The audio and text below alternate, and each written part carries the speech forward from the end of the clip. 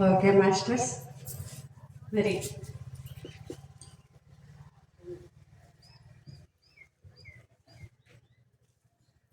మరి నా పేరు అనంతలక్ష్మి. వెస్ట్ గోదావరి తణగండి మాది. తణుకు పక్కన పల్లెటూరు. అక్కడి నుంచి వచ్చాను నేను. మరి ఈరోజు ఇక్కడికి వచ్చిన మీ అందరికీ ఏ జ్ఞానం అయితే అందాలో నా ద్వారాగా ఆ జ్ఞానాన్ని అందించమని ఆ జగన్మాతను కోరుకుంటూ ప్రార్థిస్తున్నాను.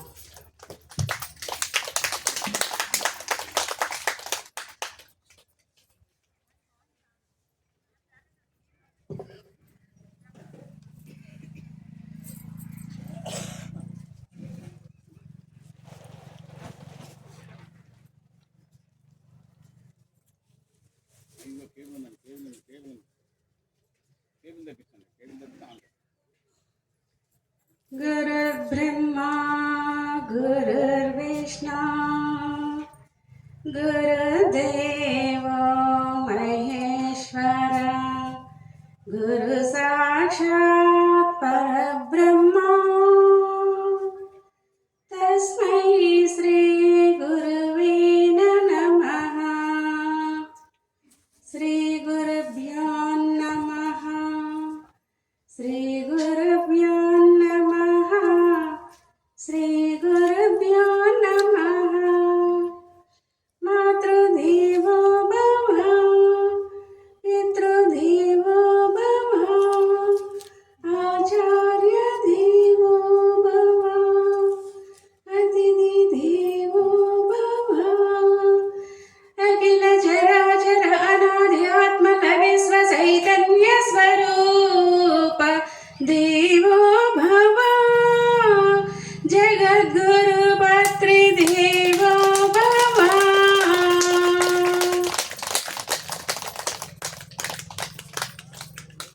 ఓకే ఫ్రెండ్స్, మరి నేను నిన్న ఉదయం 9 గంటలకు బయలుదేరానండి ఇంటి దగ్గర. మధ్యాహ్నం 3 గంటలకు వచ్చాను ఇక్కడికి. ఫస్ట్ టైం నేను బస్సులో అంత ట్రావెల్ చేయటం. నాకు అసలు బస్సులో ఆటోల్లో ప్రయాణం చేయటం తెలియదు. ఎప్పుడు ఎక్కడ క్లాస్కి వెళ్ళినా మా వారి కారులో దిగుతారు, క్లాస్ అయ్యేసరికి వచ్చి తీసుకెళ్తారు. అలాంటిది నేను నిన్న ఫస్ట్ టైం అంత జర్నీ చేసి వచ్చాను ఇక్కడికి. అసలు నాకే ఆశ్చర్యం వేసింది. బస్సులో కొంచెం స్ట్రైన్ అయిపోయినట్టు అలా పడుకుని పోయాను. మా ఫ్రెండ్ జతిచ్చి పంపించారు మా వారు. ఆయనకి వశిష్ఠ గౌతమి దగ్గర మీటింగ్ ఉందని ఆమెను జతిచ్చి నాకు పంపించారు. ఇంత దూరం అని తెలీదు నాకు, అసలు ఎంత టైం పడుతుందని కూడా తెలీదు. ఇక 2 గంటలకైతే అసలు బస్సులో నాకు ఆకలి వేసేసింది. మేము అంత టైం పడద్దు అనుకోలేదు. అప్పుడు నాకు ఏంటో నీరసం వచ్చేసినట్టు అనిపించి మా ఫ్రెండ్ నేను ఒక బిస్కెట్లు ప్యాకెట్ కొన్నాను, ఒక్కసారి బస్సు ఆపమని అన్నాను. కానీ ఆ కండక్టర్ ఆగమనగానే బస్సు ఆపిందాము ఒక చోట. బస్సు ఆపితే తను వెంటనే ఒక బిస్కెట్ ప్యాకెట్ గవ్వ కిందకి వెళ్ళి తీసుకొస్తే 2 బిస్కెట్లు తినేసి వాటర్ తాగేసి అమ్మయ్య అనుకున్నాను. అంటే ఈ దేహానికి అవసరం ఆహారం. టైం అయిపోయింది అక్కడ. ఉదయం 9 గంటలకు బయలుదేరాను. ఇక 2 గంటలు అయ్యేసరికి అలా అనిపించింది నాకు. అప్పుడు ఇక్కడికి వచ్చేసరికి 3 గంటలైంది. వెంటనే భోజనం చేసేస్తాం. అప్పుడు అనిపించింది, అంటే పత్రి సారు ఎన్ని నేర్పిస్తున్నారు. ఇంట్లోంచి బయటికి రాని మనిషిని ఈరోజు నన్ను ప్రపంచమంతా తిప్పుతున్నారు ఈ ధ్యానం పొందమా అంటాను. అంటే ఎంత అద్భుతంగా, ఏమీ తెలియకుండా ఒక పిచ్చిదానిలాగా అమాయకంగా పడి ఉన్న నేను ఈరోజు ఎక్కడంటే అక్కడికి వెళ్ళి జ్ఞానాన్ని పంచుతున్నాను. నేను ఒకటి అనుకుంటాను, నేను ధ్యానంలోకి 2011 డిసెంబర్లో వచ్చానండి. 13 సంవత్సరాలు అయింది వచ్చి. నేను ధ్యానంలోకి వచ్చిన 2 నెలలు పూర్తయిన 5 రోజులకి నా మొదటి క్లాసు 24 గంటలు ఇచ్చానండి. నా మొదటి క్లాసే 24 గంటలు. ఏమి ఇచ్చానో నాకు తెలియదు. బుద్ధ పౌర్ణమి రోజు, ఆ రోజు ఏం చెప్పానో తెలీదు. ఏంటి నాకు అని మా తణుకు సొసైటీ ట్రస్టీ వాళ్ళందరూ నన్ను టెస్టింగ్ చేశారు. ఈ అమ్మాయి ఏంటి అసలు, నేను ఏ బుక్స్ చదవను, నేనేం పెద్ద చదువుకోలేదు, తెలుగు మీడియం చదువు, నాకేం రాదు. కానీ అమ్మాయి ఏంటి ఇలా చెప్పేస్తుంది. ఒకరోజు 2 క్లాసులు వేద్దారు ఈ అమ్మాయికి. అసలు అక్కడేం చెప్తుంది ఎక్కడేం చెప్తుందని ఒకరోజు పగలంతా అత్తిల్లోను నైట్ ఇల్లిందలపరిలోను 2 క్లాసులు వేసి వాళ్ళు స్టేజ్ వెనకాల నుండి వినేవారు. అసలు ఏం చెప్తుంది ఈ అమ్మాయికి, ఎవరు చెప్పారు, అసలు ఏంటి అంటే నన్ను అడిగేవారు. నేను ఒకటే, నాకేం తెలియదు, నేను కళ్ళు మూసి కూర్చుంటున్నాను అనేదాన్ని. అంతే, నాకైతే ఏం తెలీదు, నేను జీరో. అక్కడ వచ్చిన వాళ్ళకి ఏది అవసరమో అది వస్తుంది అంతే. నాకైతే ఏం తెలియదు, నిమిత్త మాత్రాలు అన్నది. అంటే ఎంత అద్భుతం ఉంది ఈ ధ్యానంలో అన్నది. ఇక్కడికి వచ్చిన పని ఏంటో నాకు ఈరోజు క్లారిటీ వచ్చింది. ఎందుకంటే ఇక్కడికి రమ్మని వెంకటస్వామి గారు ఎప్పటి నుంచో ఆయన ర్యాలీలకు వస్తారు. నేను శాకాహార ర్యాలీలు ఒక ప్రభంజనంగా చేస్తాను, మా వెస్ట్ గోదావరి ఈస్ట్ గోదావరి. అటువంటి ఆయన ర్యాలీలో కలిసినప్పుడల్లా అడుగుతారు, బంటుమిల్లి క్లాస్ ఇవ్వమని అడుగుతుంటే అంత దూరం నేను రానండి అంటారు. అంటే నాకు ప్రయాణం చేసి రావడం తెలీదు. ఇంత దూరం అంటే ఇంక మా వారు ఎక్కడికి ఎన్ని చోట్లకి అని తిప్పుతారని ఆ 2 జిల్లాలే తిరుగుతున్నాను గిరగిరాను, ఎక్కడికి 3వ జిల్లా రావట్లేదు.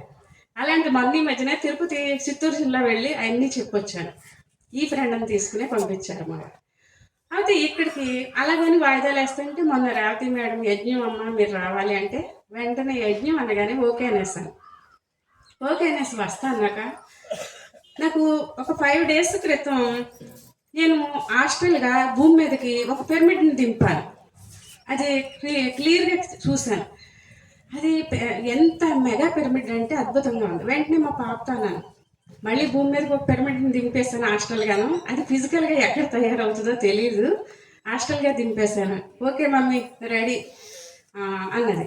మేము తణుకు పక్కన పల్లెటూరికి మా అసలు ఊరికి సంవత్సరం క్రితం ఒక పిరమిడ్ కట్టి అక్కడ ఓపెనింగ్ చేశాను.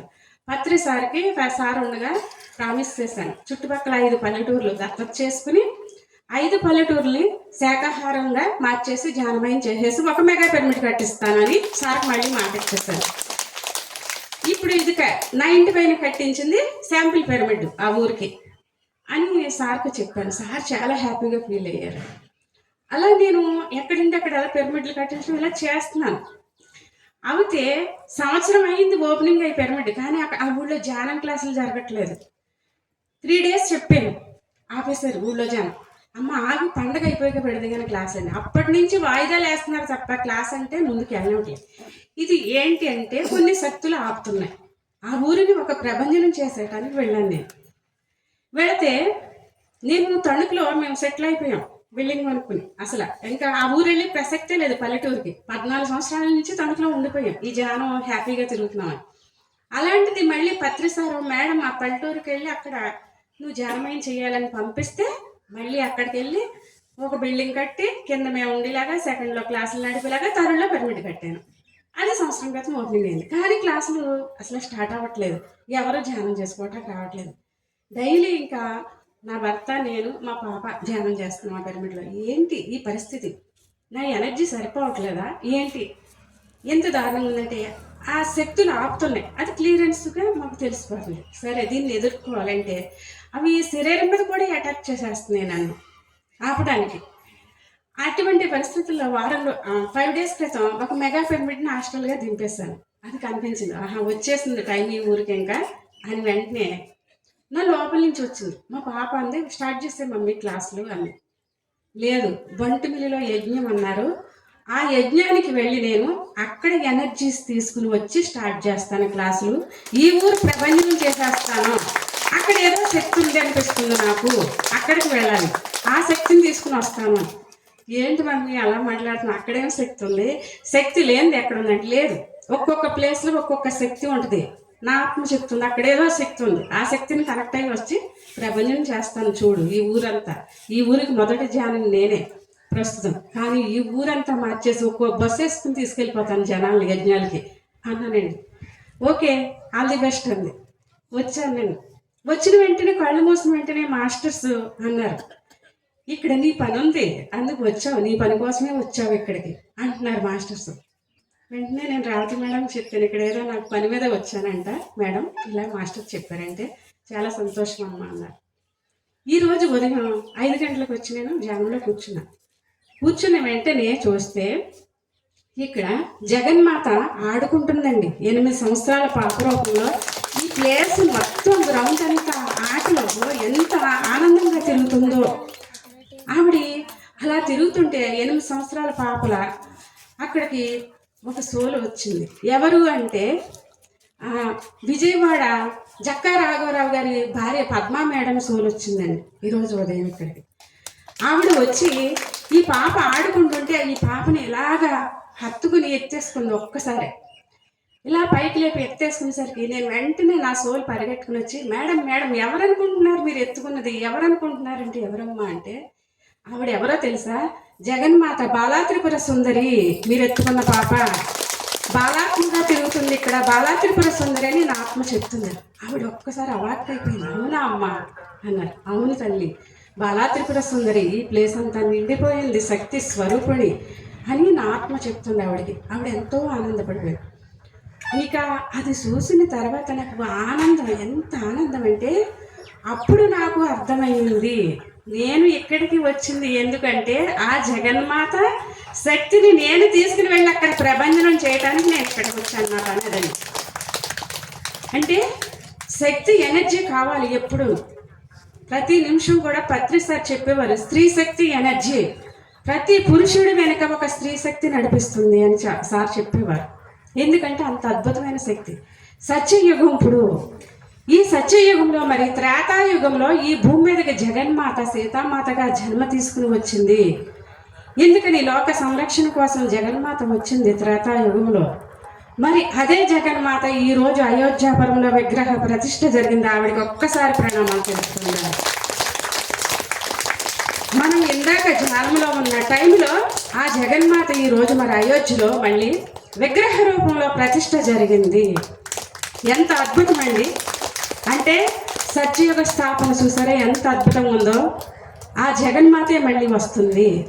ఎందుకంటే లోక సంరక్షణ కోసం ప్రతి యుగంలోనూ జగన్మాత వస్తూనే ఉంది. ఆ జగన్మాత శక్తితోనే ముందుకు నడుస్తున్నాడు పురుషుడు. అది పత్రిసారి తెలియజేశారు. ప్రాక్టికల్ అనుభవం కూడా నేను చూశానండి. ఎందుకు అంటే తణుకులో ఒక mega pyramid కట్టించాము. Corona first way టైంలో అసలు బయటికి వెళ్ళని టైంలో మేము పిరమిడ్ అక్కడ స్టార్ట్ చేస్తే పత్రి సారు పిలిచి నన్ను అన్నారు, మేడం నువ్వు వెళ్ళి అక్కడ కనెక్ట్ అవ్వాలి, నువ్వు కూర్చుని అక్కడ పిరమిడ్ కట్టించాలి అన్నారు. సార్ అక్కడ కట్టేవాళ్ళు కడతారు కదా, నన్ను వెళ్ళమంటున్నారు, మళ్ళీ ఎన్ని పనులు చేయగలుగుతాను నేను. వశిష్ఠ గోదావరిని అప్పచెప్పారు, వెస్ట్ గోదావరి చేసేసి అయిపోయింది అన్నారు కదా, మళ్ళీ వెళ్ళమంటున్నారు ఏంటి అంటే, లేదు మేడం కొన్ని పరిస్థితులను బట్టి ఒక్కొక్కసారి మనం మారాలి, వెళ్ళాలి, నాకు నీకు తప్పదు, వెళ్ళి మేడం మళ్ళీ తొణికి వెళ్ళిపోయి మళ్ళీ అక్కడ పిరమిడ్ కట్టించంటే వచ్చి స్టార్ట్ చేశాను. స్టార్ట్ చేస్తే ఆ పిరమిడ్ కట్టేటప్పుడు 4 స్తంభాలు వచ్చినాయండి. ఒక్కొక్క స్తంభం 300 కేజీలు. 4 మూలల కోణం కలపడానికి క్రేన్తో కలుపుతున్నారు. క్రేన్ తోటి కలుపుతుంటే నాకు అలాగా పైకి అంత హైట్ అలా క్రేన్ లేపుతుంటే స్తంభాలు భయం అనిపించింది. ఎలా పెడతారు ఇవి అని టెన్షన్ పడి కళ్ళు మూస్తాను. కళ్ళు మూసి అలాగా ధ్యానంలో కూర్చుండిపోయాను. ధ్యానంలో కూర్చుని నా ఆత్మ పిలిచింది. అప్పుడు ఎవరెవరిని పిలిచానంటే పత్రి సార్ని పిలిచాను. సార్ మీరు రండి అన్నాను. మహాతార్ బాబాజీని పిలిచాను, ఆయన వచ్చారు. పత్రి సార్ వచ్చారు. లాహిరి మహాశయని పిలిచాను, ఆయన వచ్చారు. షిరిడి బాబాని పిలిచాను. 4 వచ్చేసారండి. నాకు భయం వేస్తుంది, మీరు రండి ఈ స్తంభాలు పెడుతున్నారు అని ఆ 4ని పిలిచేసరికి 4 వచ్చి 4 స్తంభాలు పట్టుకుని అలాగా కోణం కలిపేస్తారండి. మొత్తం 4. ఆ 4 కోణం కలిపినప్పుడు పత్రి సారు నేను కింద కూర్చుంటే నన్ను సార్ ఇలా చేతితో ఇలా తీసి ఆ కోణం పైన కూర్చోబెట్టారు. సార్ ఏంటి నన్ను పైన కూర్చోబెడుతున్నారు, 4 స్తంభాల దగ్గర కింద కూర్చున్నారు ఈ మహానుభావులు. నన్ను పైన శిఖరాగ్రాన్ని కోణం పిరమిడ్ కోణం పైన కూర్చోబెట్టి ఏంటి సార్ ఇది అన్నాను. అనేసరికి అప్పుడు పత్రి సార్ చెప్పారు, మేడం నిన్ను శిఖరాగ్రహాన్ని కూర్చోబెట్టాను, ఆది పరాశక్తి ఎనర్జీకి కనెక్ట్ అవ్వు ఈ రోజు నుంచి. శ్రీశక్తి ఎనర్జీ మేము 4 ఇక్కడ కూర్చుంటాం, నువ్వు ఆది పరాశక్తి అయి ఉన్నావు, అందుకు అక్కడ కూర్చోబెట్టాను, కనెక్ట్ అవ్వు అనేసరికి నాకు దివ్య లోకాలలో ఉన్న ఆది పరాశక్తి ఎనర్జీకి కనెక్ట్ అయిపోయానండి ఆ కోణం అలాగా. ఇక ఆ రోజు నుంచి పని ఎంత ఫాస్ట్గా అయిపోయిందంటే 9 నెలల్లో ₹1,00,00,000 పిరమిడ్ కట్టించేసామండి. 9 నెలల్లో ఎలా అయిపోయింది తెలియదు. ఒక్క మనిషి ఎవరు వచ్చేవారు కాదు, కరోనా భయం అని. నేను, నా భర్త, నా మరిది సుబ్రహ్మణ్యం 3 అక్కడే కూర్చునేవాళ్ళం. ఏ మాస్క్ పెట్టుకోలేదు, ఏ కరోనా నన్ను ఏం చేయదు అంతే అన్నాను. ఫోన్ ఇచ్చుకునేదాన్ని, నా పని డొనేషన్లు, ఫోన్లో కలెక్షన్, ఫ్రెండ్స్ అందరికీ ఫోన్ చేయటం. ఫోన్ చేస్తే వాళ్ళు అనేవారు ఎలా ఇవ్వాలి, కరోనా కదా ఇప్పుడు రావడం, మీరు ఇచ్చే అమౌంట్ మీ గుమ్మంలో పెట్టండి కిటికీలోంచి, మా వారు వచ్చి తీసుకుంటారు, మీకు రసీదు ఇచ్చేస్తారు. ఇదే పని మాట్లాడేదని. మా వారు కాలేజ్కి వెళ్ళేవారు, వాళ్ళు గుమ్మంలో పెట్టేవారు. 1,00,000 అయితే 1,00,000, 2,00,000 అయితే అది తీసుకునేవారు. రిసిప్ట్ అక్కడ పెట్టేవారు, మీరు తీసుకోండి అమ్మని చెప్పేసి వచ్చి అలా ఫోన్ ద్వారా కలెక్షన్ చేసి 9 నెలల్లో పూర్తి చేసేస్తామండి తణుకు మెగా పిరమిడ్ని. ఎన్ని పరీక్షలు ఎదుర్కొన్నానంటే ఆ పిరమిడ్ కట్టేటప్పుడు దుష్ట శక్తులు నన్ను చంపేయడానికి కూడా ఎంతో ప్లాన్ చేసింది. కానీ అది గ్రహించే పత్రి సారు ఆది పరాశక్తి ఎనర్జీ కనెక్ట్ చేశారు. ఎందుకంటే మనం సామాన్య మానవులు అనుకుంటున్నాం, మనందరం ఒక్కొక్క లోకం నుంచి వచ్చిన దివ్యాత్మ స్వరూపం పిరమిడ్ మాస్టర్లు అంటే ఇవాళ ఎంత శక్తిని తీసుకుని వచ్చామంటే ఎన్నో ఎదుర్కొంటానని ఈ భూమి మీదకి జన్మ తీసుకుని వచ్చాం మనం. ఎందుకంటే లోక కళ్యాణం కోసం, మనందరం కూడా లోక కళ్యాణం కోసం వచ్చాం జన్మ తీసుకుని. అది మర్చిపోయి మాయలో పడిపోయి ఇక్కడ ఈ జీవితం, సంసారము, పిల్లలు వండుకోవటం, తినటం అనుకుంటున్నాం. కానీ కాదు, మనం వచ్చిన పని సంసారంలోనే నిర్వాణం అంటూ సంసారాన్ని గడుపుతూ మనం ఈ లోక కళ్యాణం చేయటానికి జన్మ తీసుకుని వచ్చాం మనం. అంటే ఎంత గొప్పవాళ్ళం, సామాన్య మానవులుగా ఉన్నాం. మనం ఎక్కడి నుంచి వచ్చామన్నది మన లోపలికి వెళితే మనకే తెలుస్తుంది. ఏ లోకం నుంచి వచ్చాం, మనం ఎవరం, ఏం చేయటానికి వచ్చామన్నది మనకే తెలిసిపోతుంది, ఎవరు చెప్పక్కర్లేదు. ఎందుకంటే నేను ఎవరిని గుడ్డుగా నమ్మను, ఎవరు చెప్పింది విన్ను. నా లోన నా అంతరాత్మ చెప్పిందే వింటాను నేను. నా అంతరాత్మ చెప్పాలి. ఎవరెవరో వస్తారు, ఎన్నో చెప్తారు, అవి నమ్మద్దు. మీ లోనికి ప్రయాణం చేయండి, మీ ఆత్మ గైడెన్స్ తీసుకోండి. నా ఆత్మ వెళ్ళమంటే వెళ్తాను, మానేమంటే మానేస్తాను. నేను ₹1,00,000 ఇచ్చినా కదలండి, నా ఆత్మ ఆగిపోమందంటే. అది నమ్ముకోవాలి మనం, మన ఆత్మశక్తిని నమ్ముకోవాలి. అప్పుడు తెలుస్తుంది, ప్రతి విషయం కూడా తెలుస్తుంది. వెళ్ళాలా వద్దా, వెళ్ళాలా వద్దా మనకు తెలుస్తుంది. అన్ని అద్భుతాలే జీవితం. ఎందుకంటే మన జీవితం ఒక అద్భుతంగా జీవిస్తూ 10 మందికి మనం ఆదర్శం కావాలి. ఎందుకంటే నేను ఈ ధ్యానంలోకి వచ్చేసరికి చావు చివరి అంచులకి వెళ్ళిపోయిన మనిషిని నేను. బ్రతకనని చెప్పేశారు హైదరాబాదు బ్రెయిన్కి స్కాన్ చేసి న్యూరాలజిస్ట్ డాక్టర్ బాల పరమేశ్వరరావు గారు. ఎందుకంటే మా అమ్మగారు చనిపోయి డిప్రెషన్లోకి వెళ్ళిపోయి బ్రెయిన్ తేడా వచ్చేసి పిచ్చిదానిలాగా అయిపోయి చనిపోతానని చెప్పిన మనిషిని నేను ఈ ధ్యానం చేసి 11 సంవత్సరాల నుంచి వాడుతున్న మందులు 20 రోజుల్లో బయటపడేస్తానండి నేను. అంటే ఎంత గొప్పది ఈ ధ్యానం, ఎంత పవర్ ఉంది, దీన్ని ఎవరికి చూపించలేము. ఎంత పవరు, చావు చివరంచులకి వెళ్ళిపోయిన మనిషిని ఈరోజు. అందుకే నేను ప్రతి ఒక్కరికి నాలాంటి వాళ్ళు ఎంతోమంది బాగుపడాలి, నేను హ్యాపీగా ఉన్నాను అన్న సంకల్పంతో ఇల్లు వాకిలి వదిలేసి క్లాసులు చెప్తున్నాను. డైలీ నాకు ఎక్కడో ఒక చోట ఏదో ప్రోగ్రామ్ ఉంటుంది, ఇంట్లో కూర్చొని పగలంతా క్లాసులు చెప్పుకుని వస్తాను, నైట్ ఇంట్లో పనులు చేసుకుంటాను. అంటే మనకి ఎంత శక్తి ఉంది. ఒకరోజు ప్రయాణం చేస్తే అలసిపోయామంటున్నారు మామూలు వాళ్ళు, అయిపోయి లేవలేమమ్మ ప్రయాణం చేసి వచ్చామంట. మరి 360 రోజులు బంగారంలా తిరుగుతూనే ఉంటున్నాం, మనకి ఎందుకు నేర్చుకుని రావట్లేదు? ఎనర్జీ అంటే ఎంత ఎనర్జీ తీసుకుంటున్నాం మనం, ఎంత పవర్ ఉంది. 7 సంవత్సరాలు నిద్ర ట్యాబ్లెట్లు వేసి పడుకోబెట్టారు బ్రతకనని నాకు.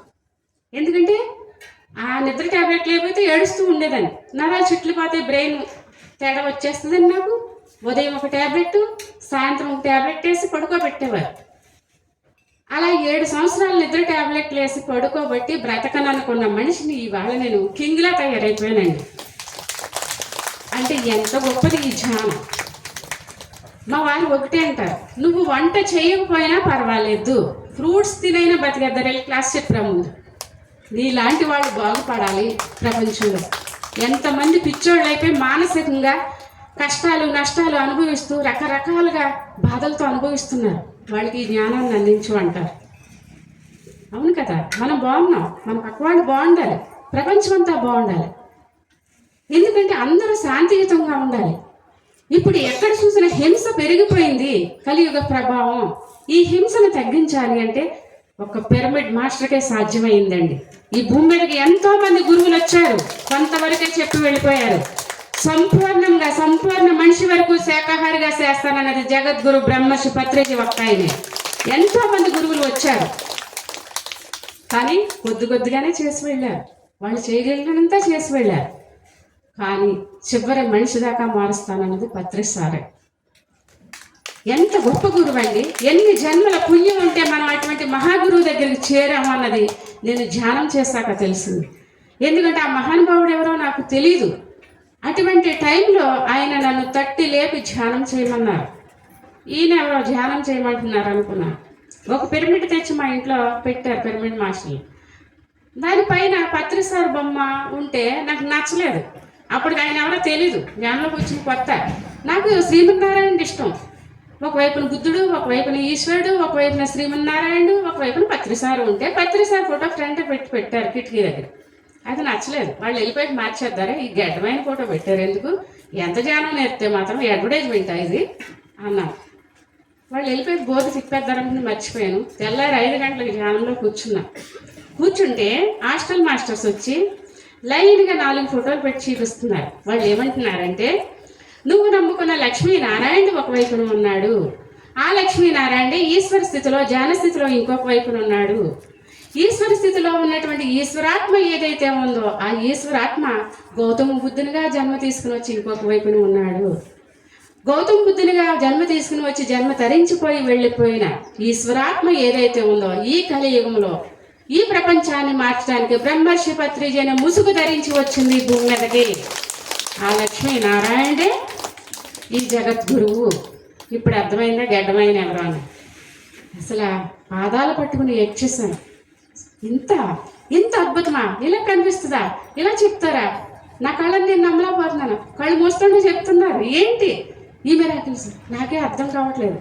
అవునా, ఇదేదో బాగుంది, సరే ఓకే, ఇప్పుడు ఈయన ఎక్కడున్నాడో నాకు కావాలి అని పాదాలు పట్టుకుని నమస్కారం చేసుకుని కళ్ళ నీళ్లు పాదాల మీద చుక్కలు పడి, స్వామి నిన్ను చూడాలని ఉంది, నువ్వు ఎక్కడున్నావు తండ్రి నాకు అని అన్నాను. మరుక్షణం ఫోన్ మోగింది. ఫోన్ ఎవరైనా చూస్తే మా వాసు గారు ఫోన్ చేసి, తణుకు సొసైటీ అయినా, మేడం వైజాగ్లో జ్ఞాన మహాయజ్ఞం జరుగుతుంది, మీరు కొత్తగా ధ్యానంలోకి వచ్చారు కదా, వస్తారా అన్నారు. అక్కడ పత్రిజీ అనే గురువు ఉంటారా అండి అన్న. ఆయన ఆధ్వర్యంలోనే జరుగుతుందమ్మా, అయితే వచ్చేస్తాను అన్నాను. ఓకే రండి అన్నారు. సరే 11 రోజులు యజ్ఞం అన్నారు. 11 రోజులు యజ్ఞం అనేసరికి, యజ్ఞం అంటే పూజలు ఏవో చేస్తారని అనుకున్నాం. యజ్ఞం అంటే మనం సినిమాలు అది చూస్తాం కదా, ఈ హోమాల పూజలు చేస్తారు అనుకున్నా నేను. 11 రోజులకే 11 కొత్త చీరలు కుట్టించేసుకున్నాను, పూజలు కదా అని పట్టుకుని రెడీ అయిపోయి బ్యాగ్ సర్దుకుని వెళ్ళిపోయేసరికి సింహాచలం కొండ మీద అక్కడ దిగేసరికి అందరూ పరుగులెట్టుకుంటూ లోపల నుంచి బయటకు వస్తున్నారు. పత్రిసారి కారు వస్తుంది. అందరూ పరిగెట్టుకుంటా కారు దగ్గరికి వెళ్తున్నారు. మా తణుకు నుంచి వెళ్ళిన బ్యాచ్ అందరూ పరిగెట్టుకుంటూ వెళ్తున్నారు. నన్ను కూడా రమ్మన్నారు. నేను రానన్నాను. ఎందుకు అలా పరుగులెట్టుకుంటూ వెళ్తారు, ఆయన రేటు ఇక్కడికి స్టేజ్ దగ్గరికి పరుగులెట్టుకెళ్ళండి, నాకు అవసరం లేదు వెళ్ళండి అన్న. ఇదేంటి ఇవిడేదో మొండిదానిలా ఉంది అనుకున్నారు. నేను అక్కడే నుంచున్నాను నా బ్యాగ్ పెట్టుకుని. వీళ్ళందరూ పరిగెట్టుకుని వెళ్ళిపోయారు, గుంపుగా వెళ్ళిపోయారు. ఆయన ఇలాగ అందరినీ చూసుకుంటూ వచ్చారు. రావడం డైరెక్ట్ నేను ఎక్కడి నుంచున్నాను అక్కడికి వచ్చేసారండి ఆయన. అసలు ఆ మిరాకిల్ వచ్చేసి మేడం అన్నారు.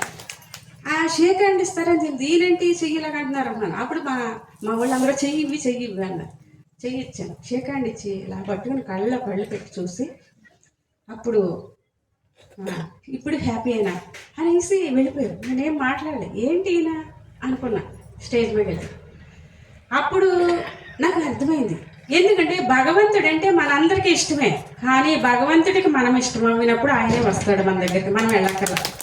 ఆయనే వచ్చి మనల్ని పట్టుకుంటాడు, మనం ఏం వెళ్ళక్కర్లేదు, పరుగులెట్టక్కర్లేదు. సత్యం నాకు తెలిసింది. ఆయన అంటే నాకు ఇష్టం, ఆయన కావాలని వచ్చాను, ఆయన వచ్చాడు నా దగ్గరికి, నేను పరిగెట్టుకెళ్ళాను అన్నది నాకు అర్థమైంది. ఎప్పుడైతే సత్యంలో ఉండి మనం ప్యూరిటీగా ఉన్నామో పరమాత్ముడే మనకు వశం అవుతాడు అన్నది నేను తెలుసుకున్నాను ఈ ధ్యానంలోకి వచ్చాక. ఇక అక్కడ యజ్ఞంలో కూర్చున్నానండి. కూర్చుంటే యజ్ఞం అంటే పూజలు అనుకున్నాను, అక్కడ ఏమీ లేవు. పత్రిసారి స్టేజ్ మీద ఉన్నారు, ధ్యానం చేస్తున్నారు. చేస్తుంటే ఈ తీసుకెళ్ళిన వాళ్ళందరూ అక్కడ ధ్యానంలో కూర్చుండిపోయారు, నన్ను ఒకదాన్ని వదిలేశారు. ఫస్ట్ టైం ప్రపంచంలో బయటకు అడుగుపెట్టాను పంజరంలో చిలకలాగా. ఇక నాకు టెన్షన్, గుండు కొట్టుకోవటం స్టార్ట్. ఏంటి ప్రపంచం, వీళ్ళందరూ వెళ్ళిపోయారు, నన్ను వదిలేసి ఇక్కడ ఎవరో తెలియదు, అయోమయం, భయం వేస్తుంది, ఎక్కడ పడుకోవాలి ఎక్కడ కూర్చోవాలని. నీకు ఒకటే అనుకున్నాను, పడుకోకూడదు, భయం బాబోయ్ ఈ జనాలు ఏంటి ఇక్కడ అందరూ లేడీస్ జెంట్స్ కలిపే పడుకుంటున్నారు, ఇదేంటో ఈ యజ్ఞం ఏంటో అయోమయం అయిపోతుంది నాకు అనిపించి స్టేజ్ దగ్గరే బ్యాగ్ పెట్టుకుని కూర్చున్నాను. పడుకునేదాన్ని కాదు, అక్కడే కూర్చుని 11 రోజులు కూడా ప్రోగ్రాంలు అయిపోయి కూడా అలా ధ్యానంలోనే కూర్చుని ఆ స్టేజ్ దగ్గర 2 గంటలకల్లా మళ్ళీ వెళ్ళిపోయి తలస్నానం చేసి వచ్చేసి ఒక కొత్త సారి కట్టేసుకుని మళ్ళీ స్టేజ్ దగ్గర కూర్చుండిపోయి 11 రోజులు కూడా అలాగ ధ్యానంలో ఉండిపోయినండి. 11 రోజులకి నా జీవితం టోటల్ మారిపోయిందండి మొత్తం ఆ యజ్ఞంలో. ఎన్ని అనుభవాలంటే ఇంకా మామూలుగా కాదు. నేను ఈ భూమి మీదకి ఎందుకు వచ్చానో తెలిసిపోయింది నాకు ఆ 11 రోజుల్లో నా జీవిత చరిత్ర. ఎందుకు అంటే నేను చిన్నప్పుడు ఒక కథగా ఉన్న నా జీవితం అప్పుడు నాకు అర్థమైంది. ఎందుకంటే శ్రీ మహావిష్ణువు లక్ష్మీదేవిని భూమి మీదకి అందరూ ప్రార్థిస్తున్నారు, వెళ్ళు అన్నారండి.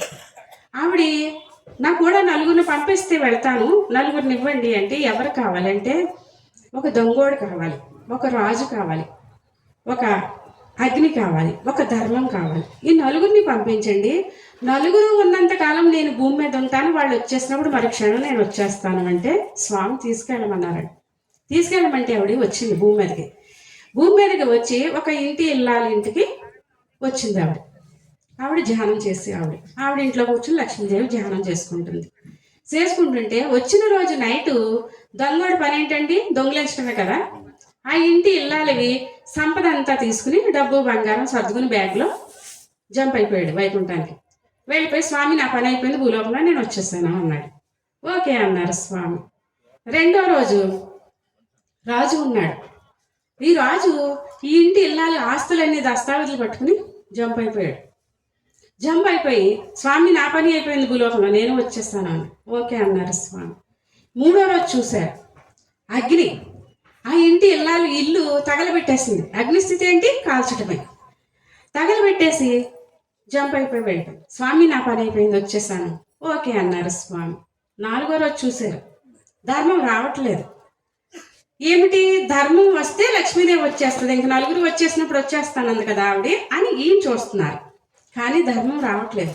ఈ ముగ్గురిని పిలిచి స్వామి అడిగారు, ధర్మం రావట్లేదేంటి, మీరు ముగ్గురు వచ్చేసారు అంటే వాళ్ళ ముగ్గురు అన్నారు, స్వామి మా పని అయిపోయింది మేము వచ్చేస్తాం, మాకు తెలియదు ఆ విషయం అంటే. ఆయన వైకుంఠం నుంచి కిందకి చూశారు.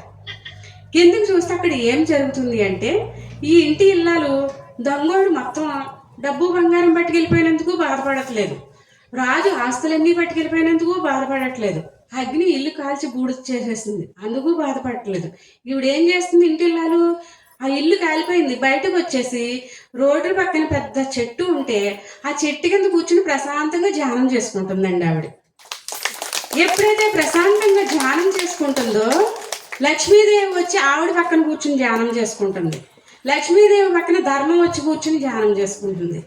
అంటే ఏమైంది, ధర్మాన్ని కట్టిపడేసింది ఆవిడ. ధర్మో ధర్మ రక్షిత రక్షిత, ఏ ధర్మాన్ని అయితే నువ్వు రక్షిస్తావో ఆ ధర్మం చేత ప్రతి క్షణం రక్షింపబడతావు. ఆవిడ ఏం చేసింది, ధ్యానం అనే ధర్మంలో ఉంది. ఎప్పుడైతే ధ్యానం అనే ధర్మంలో ఉందో ధర్మాన్ని కట్టేసింది. ఎప్పుడైతే ధర్మం వెళ్ళలేదో శ్రీ మహాలక్ష్మి వెళ్ళట్లేదు, ఇంకా అక్కడే కూర్చుని ప్రశాంతంగా ఆవిడ ధ్యానం చేసుకుంటుంది. ఎప్పుడైతే ఇది స్వామి చూశారో అప్పుడు శ్రీ మహావిష్ణువు అనుకున్నారంట, ఆహా ఈవిడ ధర్మాన్ని కట్టేసింది, ఇక లక్ష్మి రాదు, లక్ష్మి లేనిదే శ్రీహరి లేడు, హృదయస్థానం ఇచ్చాడు ఆయన. మరి హృదయస్థానం విడిచిపెట్టి ఇక్కడ భూలోకంలో ఉంటే ఆయన వైకుంఠంలో ఉంటే కుదరదు. అందుకు అప్పుడు ఆయన నిర్ణయం తీసుకున్నారు, ఏమని, నేనే లక్ష్మి దగ్గరికి వెళ్ళిపోవాలి వైకుంఠం విడిచని. ఆ వైకుంఠం విడిచిపెట్టి ఈ లక్ష్మి ఉన్న చోటికి భూలోకంలోకి శ్రీ మహావిష్ణువు వచ్చి ఆయన పక్కన కూర్చొని ధ్యానం చేయడం మొదలుపెట్టాడు. మరి సాక్షాత్ లక్ష్మీనారాయణలే వచ్చి ఆవిడ పక్కన కూర్చొని ధ్యానం చేస్తుంటే ఆ ఇంటి ఇళ్ళకి ఏం లోటు ఉంటుందండి, ఎన్ని సంపదలు పోతాయి ఏంటి, అసలైన సంపద వచ్చేసింది కదండి. ఆ ఇంటి ఇల్లాలి ఎవరంటే నేనేనండి, ప్రత్యక్ష నిదర్శనం నా జీవితం. ఎందుకంటే నేను ఇది చిన్నప్పుడు ఒక కథ విన్నాను, అది నా జీవితంలో అయ్యింది. నా తల్లి చనిపోయిన రోజుని దొంగలు పడి ఇంట్లో ఉన్న డబ్బు బంగారం చీరలు అన్నీ దోసేశారు, మొత్తం సమస్తం దోసేశారు. అదే రోజు నైటు పిచ్చిదానిలాగాను ఏడుస్తుంటే, అసలే పిచ్చిదైపోయింది తల్లి చనిపోయిందని, ఈ డబ్బంతా సంపద పోయిందంటే ఏమైపోద్దని నాకు 15 రోజులు దొంగలు పడినట్టు కూడా చెప్పలేదు, సీక్రెట్గా ఉంచారు. 15 రోజుల తర్వాత ఇంటికి వెళ్ళిపోయే రోజు మా నాన్నగారు వచ్చి, అమ్మ అంటే ఇంటికి వెళ్ళాక బంగారం ఆనమాలు తెలిసిపోద్ది కదా, ఇంటికి వెళ్ళిన తర్వాత చిన్న విషయం జరిగిందమ్మా, దొంగలు పడి బంగారం అంతా పట్టుకుపోయారు తల్లి, నీకు ఎంత బంగారం కావాలంటే అంత పోయిన వస్తువులన్నీ చేంజ్ చేస్తాను, ఏమీ బెంగ పెట్టుకోకు తల్లి, ఈ విషయం నీకు చెప్పలేదు అన్నారు. షాక్ని. అప్పుడు అన్నాను, ఎందుకు ఏ బంగారం కోసం ఏ డబ్బు కోసం కావాలని నేను ఏడవట్లేదు, ఎందుకు అలా చెప్తున్నారు, నాకు ఏ డబ్బు అవసరం లేదు, నాకు 2 కోట్లు ఇస్తాను, అమ్మని తీసుకొస్తారా ఎవరన్నా మీరు అని అడిగాను. పిచ్చిదానిలాగా ఏడ్చాను.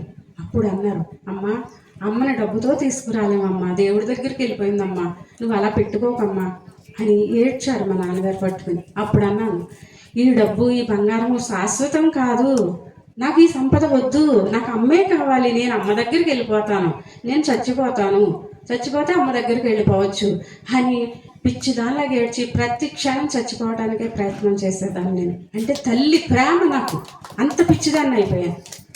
అలాంటి మనిషిని ఈరోజు ఈ ధ్యానం వల్ల ఎంత హ్యాపీగా ఉన్నాను. ఏ సంపద పోయిందని బాధపడలేదు. నెక్స్ట్ సంవత్సరం తిరగకుండా ఫ్యామిలీ వాడే మోసం చేసి ఆస్తులు పట్టిపోయాడు, దొంగ సంతకాలు పెట్టించుకుని. ఇక సమస్యలు అగ్నిలా కాల్చేయటం మొదలుపెట్టినాయండి నన్ను, నా భర్తని. అగ్ని, బీభత్సమైన అగ్ని సమస్యలు. అటువంటి అగ్నిలో కాలుతున్న సమయంలో ఈ ధ్యానం టచ్ అయింది నాకు. ఈ ధ్యానం ఎప్పుడైతే టచ్ అయిందో వైజాగ్ జ్ఞాన మహాచక్రం అనే చెట్టు నీడలో కూర్చున్నానండి నేను 11 రోజులు. ఎప్పుడైతే ఆ చెట్టు నీడలో కూర్చున్నానో సాక్షాత్ ఆ లక్ష్మీనారాయణలే నాలోకి వచ్చి ఆత్మ జ్ఞానాన్ని పంచడం మొదలుపెట్టారండి. ఈ సంపదను మించిన సంపద ఏమంటండి? మామూలు విషయమా? ఏమీ తెలియని ఒక పిచ్చిదానిలాగా పడున్నాను. ఏ బుక్స్ చదవను, నాకు ఏమీ తెలియదు. ప్రపంచంతో సంబంధం లేకుండా బ్రతికిన మనిషిని నేను ఈరోజు ఆత్మజ్ఞానం చెప్తున్నానంటే ఎంత గొప్పది ఈ ధ్యానము. ఏమీ తెలియని నేను 2 నెలలు పూర్తయిన 5 రోజులకి నా మొదటి క్లాస్ 24 గంటలు ఇచ్చి 3 ఫ్యామిలీలను టోటల్ శాఖాహారులుగా మార్చేశాను మొదటి క్లాస్కే. అది నాది కాదు, అంతా మాస్టర్స్ నన్ను వాడుకుంటున్నారు వాళ్ళు, అంతే. ఎందుకంటే ధ్యానం సింహాసనం నుంచి వచ్చానని మా తోటికోళ్ళు సరదాగా వాళ్ళ అమ్మగారింటికి తాడేపల్లిగూడెం పల్లెటూరుకి తీసుకెళ్ళింది పట్టింపాను. మా ఫ్యామిలీ వాళ్ళకి ఇలా వెళ్ళొచ్చామని చెప్తారు, నువ్వు ధ్యానంలో వచ్చావని చూపిస్తాను. వెళ్తే వాళ్ళ ఇంట్లోకి వెళ్ళగానే నేను హాల్లోకి వెళ్ళకుండా ఏంటో నాకు తెలియకుండా ఆటోమేటిక్గా పక్క రూమ్లోకి వెళ్ళాను. చీకట్లో ఒక 80 సంవత్సరాల ముసలావిడ కూర్చుని ధ్యానం చేస్తుంది. వెంటనే ఆవిడ లేచి నాకు దండం పెడుతుంది. ఏమిటమ్మా మీరు పెద్దావిడ, నాకు చిన్నదాన్ని, మీరు అలా నమస్కారం చేయకూడదంటే, నీకు పెట్టట్లేదే, నీలో ఉన్న నారాయణుడికి పెడుతున్నాను అంది ఆవిడ. షాక్ నేను, అప్పుడు ఏం తెలియదు నాకు, అసలు నారాయణుడు ఏంటో తెలియదు. ఆవిడ అలా అనేసరికి షాక్ అనేసి ఆవిడ వెంటనే ఒక కుర్చీ వేసి, కూర్చో ఎక్కడ, నువ్వు వచ్చిన పని చెప్తానంది. టెన్షన్ గుండె కొట్టుకుంటుంది. ఈవిడెవరు బాబోయ్ కుర్చీ వేసేలా గది ఉంటుంది కూర్చోమని, ఎందుకు వచ్చాను దేవుడు అనుకున్నాను. అప్పుడు ఆవిడ కూర్చోబెట్టి అంటుంది, ఆవిడ అంత క్రితం రోజు ధ్యానంలో కూర్చుంటూ ఏడ్చిందంట.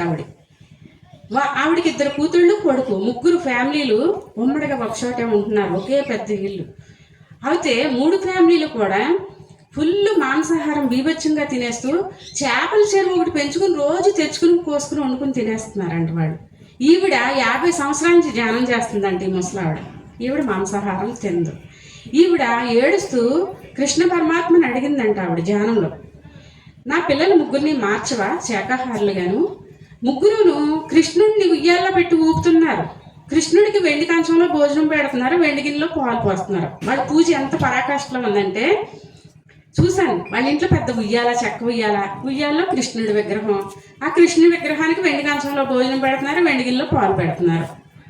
అనేసరికి నువ్వు వెండి కంచంలో భోజనం పెట్టించుకుని వెండి గిన్నెతో పాలు పెట్టించుకుంటావా, పూజలు చేయించుకుంటున్నావా, నా బిడ్డని ధ్యానం చేయించవా అని అడిగిందంట ఆవిడ.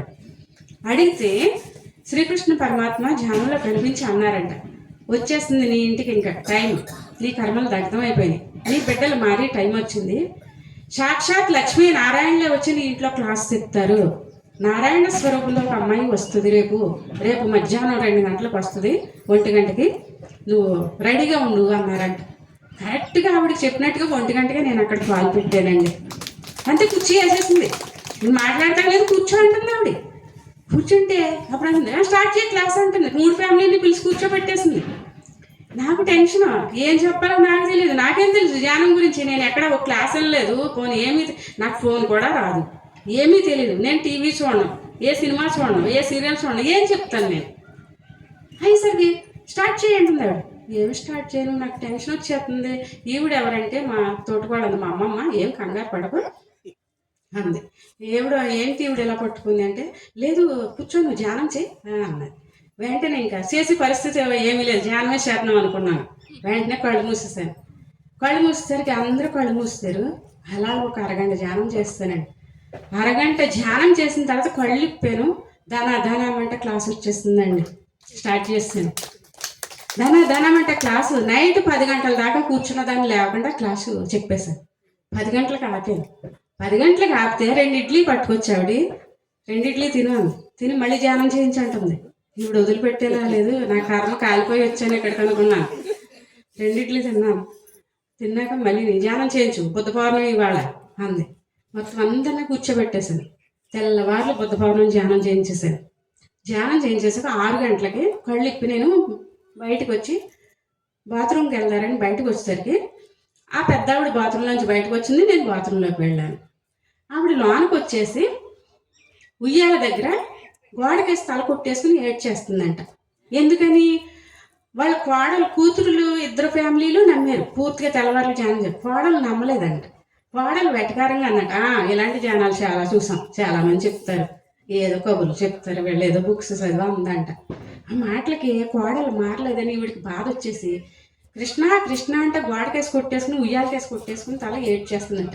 నా పిల్లలు 3 మారతారని చెప్పావు, ఓ ఫ్యామిలీ మారలేదు అని గోడకేసి కొట్టేసుకుంటే వీళ్ళందరూ కంగారు పడి వచ్చి, అమ్మ ఎందుకు గోడకేసి కొట్టేసుకుంటున్నావు, చెప్పు ఏం జరిగిందంటే, ఆ నారాయణ స్వరూపాన్ని పిలవండి, తనకే చెప్తాను, మీకు చెప్పను అన్నాడు. ఈ లోపల బాత్రూమ్ దగ్గరికి వచ్చి మా తోటకాడ డోర్ తొందరగా కొట్టి ఏడ్చేస్తా, తను టెన్షన్ పడిపోతా, అనంతా తొందరగా రా అంటుంది ఏడుస్తూ. నాకు టెన్షన్ వచ్చేస్తుంది, ఏమైంది అంటూ ఏమందంటే అమ్మమ్మ తొందరగా రా అంటుంది. నేను అనుకున్నాను, ఈ 80 సంవత్సరాల పెద్ద ఆవిడ చేత తెల్లవారులు ధ్యానం చేయించేశాను, ఏ హార్ట్ ఆగిపోయిందో ఈవిడికి, నా కర్మ కాలిపోయి వచ్చాను ఇక్కడ ధ్యానం చేయించాను, ఎందుకు వచ్చింది అసలు నాకు, ఇప్పుడు నన్ను చంపేస్తారు వీళ్ళందరూ, ఈవిడ చేత ధ్యానం చేయించేసాను చనిపోయింది అనుకుంటారు అని. ఇంకా బాత్రూమ్ నుంచి గేడ తీయటానికి టెన్షన్, నాకు లోనే ఉండిపోయింది, బయటకు రావట్లేదు, భయం వేసేస్తుంది, ఏం చేయాలి తెలియకపోయేసరికి మేము మళ్ళీ మా తోటకాలో ఒక పావు గంట తర్వాత మళ్ళీ పరిగెట్టుకొచ్చి, ఎందుకే నువ్వు బయటకు రావట్లేదు అసలు బాత్రూమ్, తొందరగా రావే బాబు, అమ్మమ్మ నిన్నే తీసుకురమ్మంటే నీకే చెప్తుందంటే ఏంటోనని గట్టిగా అంది. అమ్మమ్మ ఏదో చెప్తుందంటే బ్రతికే ఉంది, చచ్చిపోలేదు. ఓకే అని వెంటనే దానిమని డోర్ తీసుకుని బయటకు వచ్చాను. చచ్చిపోలేదన్నమాట అని వెంటనే వచ్చేసరికి లోనికి వచ్చాను. తీసుకొచ్చేసరికి ఆవిడ నా చేతులు పట్టేసుకుని, నారాయణ నా ఫ్యామిలీని మార్చడానికి వచ్చావు నువ్వు, మరి ఇప్పుడు ఎందుకు నా కోడలు వెటకారంగా ఇలాగంది, ఎందుకు మారలేదు, నువ్వు నిజమైన నారాయణ స్వరూపాన్ని అయితే సత్యం నిరూపించు అందావిడ. నాకు టెన్షన్ వచ్చేస్తుంది, నాకేం తెలుసు, నేనేం సత్యం నిరూపిస్తాను, గురుదేవా నాకు ఎంత పెద్ద పరీక్ష పెట్టావయ్యా పెద్ద అయినా అని కళ్ళు మూసేసానండి. పత్రిసార్ని తలుసుకున్నానండి. దన్నమంట పత్రిసారి నా బాడీలోకి వచ్చేసారండి. వెంటనే వచ్చేసి హే కృష్ణ అంటూ అసలు ఎంతలా పాటలు పాడేస్తున్నారంటే నాకు ఏ పాటలు రావండి. అసలు ఆ పాటలు పాడేసేసరికి కోడలు వణికిపోయిందండి. అసలు ఆ పాటలకి వణికిపోయి ఆవిడ నా కాళ్ళ మీద పడిపోయి నన్ను క్షమించమ్మా, నన్ను క్షమించు, ఈ రోజు నుంచి శాకాహారిగా మారిపోతున్నాను, ధ్యానంగా మారిపోయాను, ఇప్పుడు నేను ధ్యానం నమ్మాను అందాను. నాకేం తెలియదు. వెంటనే కళ్ళు స్పృహ తప్పి ఇలా పడిపోయాను నేను. నాకేం తెలియదు, నా కాన్షియస్ మారిపోయేసరికి అలా పడిపోతే వాళ్ళు వెంటనే నాకు మంచినీళ్ళు పట్టించి పడుకోబెట్టేసరికి ఇదంతా అలా ఒక పావుగంట రిలాక్స్ అయ్యి కళ్ళిపోయాను. ఏమైంది అన్నాను. ఏమైందంటే వేటి బాబు, అసలు మా ఫ్యామిలీ అందరూ మారిపోయారని అందరూ హ్యాపీగా ఉన్నారు. నాకు టెన్షన్. అప్పుడు ఆ పెద్ద ఆవిడ దండం పెట్టేసి, నా కోరిక నెరవేరింది, నేను ఇంక ఈ భూమి నుంచి వెళ్ళిపోయినా పర్వాలేదు, నా 3 ఫ్యామిలీలు మారిపోయినాయి అని హ్యాపీగా చేతులట్టుకుని దండం పెట్టేసింది. ఇదంతా చూస్తున్నాడు. వాళ్ళకి పాలేరటండి. బయట కిటికీలోని చూశాడు ఈ సినిమా. చూసి లోనకొచ్చి, అమ్మా నీకు నమస్కారం తల్లి, నేను ఆదివారం 2 మేకల కోసం మాంసం అమ్ముతానమ్మా, ఈ రోజు నుంచి ఏ మేకనే చంపనమ్మా, ఏ మాంసం అమ్మో నేను కూడా తిన్నమ్మా అని మారిపోయాడండి ఆ పాలేరు. ఇక నాకు ఆనందం అయితే వచ్చింది. ఏమిచ్చి ఆనందం కొనుక్కోగలదు అసలు. ఒక మాంసం అమ్మే మనిషి కూడా మారిపోయాడంటే ధ్యానం ఎంత గొప్పది, సత్యం తెలుసుకుంటేనే అని చాలా హ్యాపీగా ఫీల్ అయ్యానండి. ఆ రోజు నా జీవితం ఎంత ఆనందం అంటే, అప్పుడు మళ్ళీ ఈ పెద్ద ఆవిడ అంది, ఇప్పుడు మళ్ళీ నువ్వు స్నానం చేసి డ్రెస్ మార్చుకుని రా అంది. మళ్ళీ స్నానం చేసి వచ్చాక మళ్ళీ 2 ఇడ్లీ పెట్టి మళ్ళీ కూర్చోబెట్టేస్తుంది. చెప్పు క్లాస్ అంది. మళ్ళీ మధ్యాహ్నం 1 గంట దాకా చెప్పించుకున్నారండి. టోటల్ 24 గంటలు ధ్యాన స్థితిలో క్లాస్ జరిగిందండి వాళ్ళ ఇంట్లో. అంటే అప్పుడు అనిపించింది నాకేం తెలుసని. ఏమీ తెలియక్కర్లేదు, మనం సంసిద్ధమై కూర్చుంటే మాస్టర్స్ చూసుకుంటారు అన్నది ప్రత్యక్ష నిదర్శనం అండి. 24 గంటలు ఏం చెప్పగలను, నాకేం తెలుసని, ఏ బుక్స్ చదువుతానని ఏం తెలీదు, నాకు ఏం చెప్పానో నాకు తెలియదు. టోటల్ మారిపోయారు. అంటే ఎంత గొప్పది ఈ ధ్యానం అన్నది అప్పుడు అర్థమైంది. ఈ విషయం వచ్చి ఆయన మా సొసైటీలో అందరికీ మా బావగారు చెప్తుంటే వెంటనే మా తణుకు సొసైటీ వారు ఈవెన్ చెక్ చేయాలని మన్నాడే 2 ఊళ్ళు పగల ఊరు నైట్ ఊరు క్లాసులు వేసి వెంటనే క్లాసులు వేసి చెప్పించడం మొదలెడితే ఆగకుండా 92 రోజులు 92 ఊళ్ళు క్లాసులు ఇచ్చేస్తానండి లైన్గా. ఆ రోజు స్టార్ట్ చేసి 92 రోజులు 92 ఊళ్ళు క్లాసులు ఇచ్చేసాను లైన్. ఇంక వరుస డైలీ క్లాస్కి వెళ్ళిపోవటం. ఇంకా ఎంత ఎనర్జీగా అంటే మామూలుగా కాదు. అంటే ఎంత గొప్పది ఈ ధ్యాన జీవితం అన్నది అప్పుడు నాకు అర్థమైంది. ఎప్పుడైతే అలా చెప్తున్నానో తర్వాత ద్వారకా తిరుమల పిరమిడ్ కడుతున్నారు. ద్వారకా తిరుమలలో పిరమిడ్ కడుతుంటే అక్కడ సారు అక్కడ ట్రస్టీగా పెట్టేశారు. నాకేం తెలియదు, నేనేం చదువుకోలేదు. అంటే సారు ఒకటే అనేవారు, ఏం లేదు మేడం, ఏమీ తెలియక్కర్లేదు, అన్నీ తెలిసినోడికి లాజిక్ మైండ్ ఏడుస్తుంది, ఏమీ తెలియనోడు జీరో మైండ్గా ఉన్నావు కాబట్టి నువ్వు హీరో అయ్యావని నన్ను. ఇదే మాట సార్, నీకేం తెలీదు అంటే ఏం తెలియక్కర్లేదు అనేవారు సార్. అలా ఎక్కడ వర్క్ ఉంటే అక్కడ నన్ను వేసేయటం సార్, చేయించడం. అలా చేస్తుంటే తణుకులో భీమవరం నుంచి శాఖాహార ర్యాలీ చేసుకుంటూ 200 మంది వస్తున్నారు. ఎలక్షన్ టైంలో 2014లో వాళ్ళకి భోజనాలు పెట్టాలి ఎలాగని మా తణుకు సొసైటీ వారు అందరూ ఆలోచించుకుంటున్నారు. అపార్ట్మెంట్లో పెట్టినవారంటండి కళ్యాణ మండపాల్లోనూ ఆ ఎలక్షన్ టైం అప్పుడు. ఎలాగా ఎక్కడ పెట్టాలి అంటే ఆ మాట విని నేను అన్నాను, మా ఇంటి దగ్గర పెడతాను, ఇండివిజువల్ హౌసే కాబట్టి మా ఇంటికి తీసుకొచ్చండి, నేను పెడతాను భోజనాలు అని. మా వాసు గారు అన్నారు, 200 మంది వస్తారమ్మా, ఉదయం టిఫిన్లు పెట్టాలి, ఉదయం భోజనాలు, సాయంత్రం భోజనాలకు ఉంటారు, చాలా ఖర్చు అవుతుంది, సరుకులన్నీ మేము తెచ్చుకుంటాం, నువ్వు వండించి పెడతామన్నారు. సరుకులు మీరు తెచ్చుకుని పర్వాలేదు, నేను పెట్టను, నేనే ఖర్చు పెట్టి నేనే పెడతాను నా డబ్బుతోటి, ఎంతమంది వస్తారో రండి భోజనానికి అన్నాను. చాలా హ్యాపీ ఫీల్. మరి మీ వారిని అడిగమ్మన్నారు. ఆయన మాటే నా మాట, నా మాట ఆయన మాట, మాకు 2 మాటలు లేవు. ఆయన ఏమన్నారు, వచ్చేయండి భోజనాలు పెట్టేస్తాను అన్నాను. ఇంటికి వచ్చి మా వారికి చెప్తే హ్యాపీగా పెట్టి, ఏముంది స్వీట్ కూడా బయట ఆర్డర్ ఇస్తాను, చక్కగా పెట్టన్నారు. సరే అన్న. వాళ్ళు అన్నారు, బయట ఎవరిని వంటవాళ్ళు పెట్టి చేయించొద్దు, మేము వచ్చి వంట చేస్తాం, జాన్లే చేస్తాం అన్నారు. సరే రండి అన్నాం. అనేసరికి ఉదయం 6 గంటలకు వస్తాన్న వాళ్ళు ఎవరూ రాలేదు. 2 వచ్చారు, భార్యాభర్తలు, మాస్టర్ భార్య. వస్తే మా వారు అన్నారు, 6 అయిపోయింది, అక్కడ భీమవరం నుంచి ఒక 2 వ్యాన్లు బయలుదేరిపోయినాయంటే టిఫిన్కి వచ్చేస్తున్నారు, అందాక మనం వచ్చిరాంది ఏదో కొంచెం టిఫిన్ చేద్దారు గిన్ని అనేసి స్టవ్ వెలిగించారండి. స్టవ్ వెలిగించేసరికి స్టవ్లోంచి మంట బండ్లోకి వెళ్ళిపోయింది. సూప్ ద్వారా ఫుల్ బండ అంటుకుపోయింది, గ్యాస్ బండ ఫుల్ బండ అంటుకుపోయేసరికి వెంటనే నీళ్లు పోసారు. మా వారు ఆరట్లేదు, ఇసుగు పోసారు, ఆరట్లేదు, ఫుల్ బండ అలా పైకి వచ్చేస్తుంది. ఇంటి వెనకాల పెడితే వెంటనే నలుగురు గేట్ తీసుకుని రోడ్డు మీద పారిపోయాం. అంటే పేలిపోద్దేమో బండ అని. బయటకు పారిపోయేసరికి అలా చూస్తుంటే కొంచెం మంట ఏసీ బాక్స్ తగిలితే కరెంట్కి అంటుకుపోద్ది. అక్కడ ఏసీ బాక్స్ ఉంది బయట. అది మా వారు ఇలా చూశారు. చూసి అయ్యి బాబోయ్, ఆ బాక్స్ కరెంట్కి టచ్ అయిందంటే అది కాలనీ 200 బిల్డింగులు దగ్గరగా ఉంటాయి. మొత్తం 200 బిల్డింగులు ఉన్న వాళ్ళు చనిపోతారు, కాబట్టి దీన్ని ఆపాలి అని మీరు ముగ్గురు ఇక్కడే ఉండండి, నేను రెగ్యులేటర్ లాగేస్తాను వెళ్ళి, నేను ఒక్కడిని చనిపోయినా పర్వాలేదు, 200 కుటుంబాలు బ్రతుకుండాలి, మన వల్ల ఎవరికి హాని జరగకూడదు అని చెప్పేసి లోనకు పరిగెట్టుకు వెళ్ళి రెగ్యులేటర్ ఇప్పుతున్నారు, మంటల్లో చేతులు పెట్టి. రెగ్యులేటర్ ఇప్పుతుంటే అది చూసి నేను లోనకు పరిగెట్టుకు వెళ్తున్నాను. మా ఫ్రెండ్ వల్లి గారు ఆవిడ అంది, లేదు అనంత్ గారు, ఆయన చనిపోతాక రెడీ అయ్యి వెళ్ళారు, మీరు కూడా చనిపోవటం ఎందుకు, ఎలాగ పేలిపోద్ది, ఆయన అందరిని కాపాడటం కోసం అది రెగ్యులేటర్ ఇస్తున్నారు, ఆయన ప్రాణం పోయినా ఒప్పుకుని వెళ్ళారు, మీరు కూడా చనిపోతే పిల్లలు అనాథలు అయిపోతారు, దయచేసి మీరు వెళ్ళకండి, మీరు ఇక్కడే ఉండండి, బండి పేలిపోద్ది అంది. అప్పుడు అన్నాను, లేదు, ఉంటే ఆయన నేను కలిపే ఉంటాం, లేదంటే ఇద్దరం వెళ్ళిపోతాం, నా పిల్లలు నా గురువు చూసుకుంటాడు, నాకు ఆ భయం లేదు, ఎందుకంటే నా జన్మ ప్రణాళిక నాకు తెలిసిపోయింది, ఎందుకు వచ్చానో భూమి మీదకి, ఆయన ఉంటేనే నేను ఉండి చేసేది వర్క్, కాబట్టి నన్ను ఆపకండి, మీరు ఇక్కడే ఉండండి అని నేను లోనికి వెళ్ళిపోయి మా వారి దగ్గర నుంచున్నాను. నుంచుంటే ఆయన ఫేస్ కాలిపోతుంది అనుకున్నాను. మంటలు ఎంత ఎత్తు వచ్చేసింది, రెగ్యులర్ రిపుతున్నారు, రావట్లేదు నట్లు. అలా మొహం అలా కాలిపోతున్నట్టు అనిపించి భయం వేసి చూడలేక కళ్ళు మూసేసుకున్నాను. నేను కళ్ళు మూసుకుని ఇలాగా నమస్కారం చేసి ఒక్కసారి అన్నాను, పత్రిజీ తండ్రి ఎక్కడున్నావు తండ్రి, మా వల్ల కావట్లేదు అని గట్టిగా ఒక కేక పెట్టాను. స్పాట్లో బండ ఆరిపోయిందండి, నట్లు రాలేదు బండ. చూడండి, మిరాకిల్ అంటే ప్రత్యక్ష నిదర్శనాలు. స్పాట్లో అంత ఎత్తు మండిపోతున్న గ్యాస్ బండ మంట స్పాట్లో ఆగిపోయింది.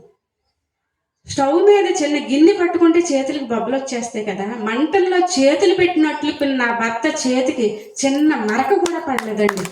ఎంత నిదర్శనం అంటే, ఒక దైవాన్ని నమ్ముకుంటే ప్రత్యక్ష నిదర్శనం అండి. సాక్షాత్ నారాయణుడు ఆ బ్రహ్మర్షి పత్రిజీ అంటున్నది ఆ రోజు నాకు తెలిసింది. చిన్న మచ్చ పడలేదు రెండు చేతులకి కూడా. రెండు చేతులు పట్టుకుని చూసుకున్నాను, స్వామి ఏంటి చిన్న బొబ్బ రాలేదు, బండ ఆరిపోయింది అని అలా షాక్ అయిపోయాం ఇద్దరం. చూస్తున్నాం, ఫోన్ మోగింది. ఎవరా అని ఫోన్ తీసేసరికి సొసైటీ నుంచి ఒక ఆయన ఫోన్ చేసి, పత్రి సారు బొబ్బిల్లో ఉన్నానని, విజయనగరం జిల్లాలో ఉన్నానని నీకు చెప్పమంటున్నారు మేడం, నీ ఇంటికి టిఫిన్కి వస్తున్నారు, ఇప్పుడు వస్తున్నానని చెప్పమన్నారు అన్న. ఇంకా షాకు, ఏంటి ఎక్కడున్నావు తండ్రి అన్నాను కదా, విజయనగరం జిల్లాలో ఉన్నానని చెప్పండి అని ఫోన్ చేసి చెప్పించారండి. అంటే ఎంత గొప్ప గురువు అండి. ఎక్కడున్నాడు, ఎక్కడి నుంచి విన్నాడు మన మాట. ఎక్కడున్నావు తండ్రి, నా వల్ల కావట్లేదు అన్నాను. విజయనగరం జిల్లాలో ఉన్నానని ఫోన్ చేయించి టిఫిన్ రెడీ చేయమని అనంతలక్ష్మి నేను వస్తున్నాను అన్నారు. షాకు, పైగా గారి పెసరట్టు కావాలి నాకు, ఆ రెండు చేయమని అన్నారు. వెంటనే గారి పెసరట్టు రెడీ చేస్తాను. రెడీ చేసేసరికి 9 గంటలకు వచ్చేసారు. ఇది 6 గంటలకు జరిగింది. ఆ రోజు ఏం జరిగిందంటే, బొబ్బిలిలో, విజయనగరం జిల్లాలో బొబ్బిలిలో సార్ది క్లాస్ అంట. ఉదయం 10 గంటలకి క్లాస్కి బయలుదేరారంట. సార్ అక్కడికి టిఫిన్ తిని అక్కడ క్లాస్ చెప్పడానికి బయలుదేరారంట. సార్ కూడా మేక వెంకటేశ్వరరావు గారు, ఇంకొక ఆయన ఈస్ట్ గోదావరి రెడ్డి గారు, ఇంకో ముగ్గురు, మొత్తం 5గురు కలిసి బయలుదేరారంట కారులో.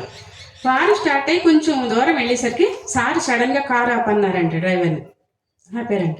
ఏమిటంటే, కారు వెనక్కి తిప్పే వాళ్ళకి ఫోన్ చేసి బొబ్బిల్లో క్లాస్ క్యాన్సిల్ అని చెప్పండి, ఇవాళ క్లాస్ లేదు అని. ఇదే వెంకటేశ్వరరావు గారు, సార్ ఇదేంటి క్లాస్ క్యాన్సిల్ ఏంటి, వాళ్ళు భారీ లెవెల్లో ప్రోగ్రామ్ పెట్టుకుంటేని అన్నారు. లేదయ్యా నాకు ఆకలేస్తుంది, తణుకు వెళ్ళి అనంతలక్ష్మి ఇంటికాడ పెసరట్టు తినాలని ఉంది, తీసుకెళ్ళిపోండి తణుకు అన్నారంట. వేల షాక్ అంట. సార్ అక్కడ టిఫిన్ ఏర్పాటు చేశారు సార్ మీకంటే మాట్లాడిపోయి, ఇంకా నాకు అనంతలక్ష్మి ఇంటికాడ పెసరట్టు తినాలని ఉంది, ఎక్కడ తిను, తిప్పే కారు తణుకు తిప్పే అన్నారు. అప్పుడు వీళ్ళు నలుగురు అంటున్నారండి, తణుకులో ఏదో జరిగిపోయింది అనంతలక్ష్మి ఇంటికాడ, ఈయన ఇక్కడ చూసేసాడు, కారు తిప్పిచ్చేసాడు అనుకున్నారు. అప్పుడు ఇంటికి వచ్చిన తర్వాత సార్కి నేను పెసరట్టు పెడితే, పెసరట్టు చేతితో ఇచ్చుకుని నా ముందు కూర్చొని కాళ్ళు ఇలా ఒళ్ళో పెట్టి నా ఒళ్ళో కూర్చుని తింటా, మేడం చెప్పు మేడం, పిలిచావు కదా మేడం, ఆగలేకపోయాను వచ్చేసాను మేడం అన్నారు. షాక్ ఇంక నేను. అంటే ఎంత గొప్ప గురువు, ఎంత కరుణండి, అసలు కరుణామయుడు. ఒక్క పిలుపు పిలిచేసరికి ఎంత చూడండి మరి. ఎందుకని, నిస్వార్థమైన సేవతో మనం ఎప్పుడైతే నిమగ్నమై చేస్తామో ప్రతి గురువు ద్వారాగా రక్షింపబడతామండి. అంత గొప్పది ఈ జానం. అప్పుడు టిఫిన్ తిని హ్యాపీగా వెళ్ళేటప్పుడు జేబులో ఎవరో తిరుపతి లడ్డు ఇచ్చారంట. 2 ముక్కలు చేస్తే మా వారికి ఒకటి నోట్లో పెట్టి, నాకు ఒకటి నోట్లో పెట్టి, మేడం హ్యాపీగా ఉండు, ఇప్పుడు ఈ లడ్డు ఎవరో తినమని ఇచ్చారు నాకు ఎంతో ప్రేమగా, కానీ నీ కోసం దాచిపెట్టి తెచ్చాను మేడం, నీకు తినిపించదారని అని ఆ లడ్డు తినిపించి అప్పుడు కారుకి వెళ్ళిపోయారండి. అప్పుడు అర్థమైంది, విశ్వ కళ్యాణం కోసం నేను ఎప్పుడైతే 200 మందికి భోజనాలు పెడతానికి సిద్ధమయ్యానో, ఆ గురువు చూసారా నన్ను, అక్కడ నాకు జరగాల్సిన కర్మను జరగనివ్వలేదు, దగ్ధమైపోయింది కర్మ. అంటే ఎంత గొప్పది ఈ ధ్యానం అన్నది. ప్రత్యక్ష నిదర్శనం అండి. ప్రతి క్షణం అనుభవాలే నాకు ధ్యానంలోకి వచ్చాక. ప్రతి క్షణం రక్షింపబడుతున్నాను. అలా ధ్యానంలోకి వచ్చిన కొత్తలో ఒకరోజు మా ఫ్రెండ్ గీత, సాయంత్రం గీత లావణ్య మా ఇంటికి వస్తున్నారు. వస్తూ వాళ్ళకి దాహం వేసి లావణ్య కూల్ డ్రింక్ తాగుదారి అన్నాడు. అంటే గీత అందంట, వద్దు మేడం ఇంటికి వెళ్ళిపోతే చక్కగా జ్యూస్ ఇస్తుంది సాయంత్రం టైంలోని చల్లగాను, ఈ కూల్ డ్రింక్ తాగొద్దు అన్నాడు. ఇద్దరు వచ్చేసరికి సరిగ్గా వాళ్ళు వచ్చేసరికి సాయంత్రం అయ్యేసరికి డైలీ మా ఇంటి దగ్గర 20 మంది 15 మంది సత్సంగం. అంటే ఒక ఆనందంతో అందరినీ వచ్చేమని దాన్ని కొత్తలో ఇక ఎంత ఆనందం అంటే ఒక బ్రహ్మానంద స్థితి. తణుకు సొసైటీ వారు అందరూ వచ్చేసి నైటు 1 గంట వరకు సత్సంగం కూర్చునేవాళ్ళు, అందరూ అనుభవాలు చెప్పుకుంటూ. అందరికీ టిఫిన్లు వండేసి పెట్టేస్తాను, అందరూ కలిసి తినేవాళ్ళు. అలాగా ఒక ఆనందమయ స్థితిలో గడిపేదాన్ని నేను జామ్లోకి వచ్చిన కొత్తలో. మళ్ళీ పగల క్లాసులకు వెళ్ళిపోయేదాన్ని. పగల క్లాసులు వెళ్ళిపోయిందని సాయంత్రం వచ్చేవారు ఫ్రెండ్స్ అందరూ. అలాగా సత్సంగాలు జరుగుతూ ఉండేది. సాయంత్రం అయ్యేసరికి ఒక్క తెపాళ్ళు జ్యూస్ చేసేసేదాన్ని, అందరూ తాగేసేవారు. అది అందరికీ తెలుసు కాబట్టి గీత వస్తూనే అందంట. ఇంటికి రాగానే అప్పటికి వీళ్ళందరూ వచ్చేసంటే కర్బూజా జ్యూస్ చేశాను, అప్పుడే పైనాపిల్ జ్యూస్. వెంటనే ఇద్దరికి సరిపోక గ్లాసు పైనాపిల్ జ్యూస్ ఇచ్చాను. వెంటనే ఆ పైనాపిల్ జ్యూస్ తాగుతూ గీత ఒక్కసారి నవ్వేసి, ఎంత హాయిగా ఉందో చూసావా, నేను అన్నానా అనంత్ గారు ఇంటికి వెళ్తే కూల్ డ్రింక్ అన్నానా హాయిగా చల్లని జ్యూస్ ఇస్తుంది అన్నాను, జ్యూస్ ఇచ్చేసింది ఆవిడ, చూసావా ఎంత హాయిగా ఉందని ఒకసారి నవ్వేసిందని అనేసరికి వాళ్ళిద్దరు ఆనందం చూసి నేను నా లోపల అనుకున్నాను, ఎంత ఆనందం అనిపించిందంటే నేను ఏమి ఇచ్చాను, ఎంత సంతోషపెట్టాను, ఒక్క గ్లాసు జ్యూస్ ఇచ్చి ఇంత ఆనందపరిచాను 2 ఆత్మల్ని అని చాలా హ్యాపీగా ఫీల్ అయ్యాను నేను. చాలా హ్యాపీగా ఫీల్ అయితే నైట్ వెళ్ళిపోయారు వాళ్ళు. వెళ్ళిపోయాక నేను ఇలా పడుకున్నారని దిండు మీద ఇలా తలగడి ఇలా పెట్టాను, కళ్ళు మూసాను.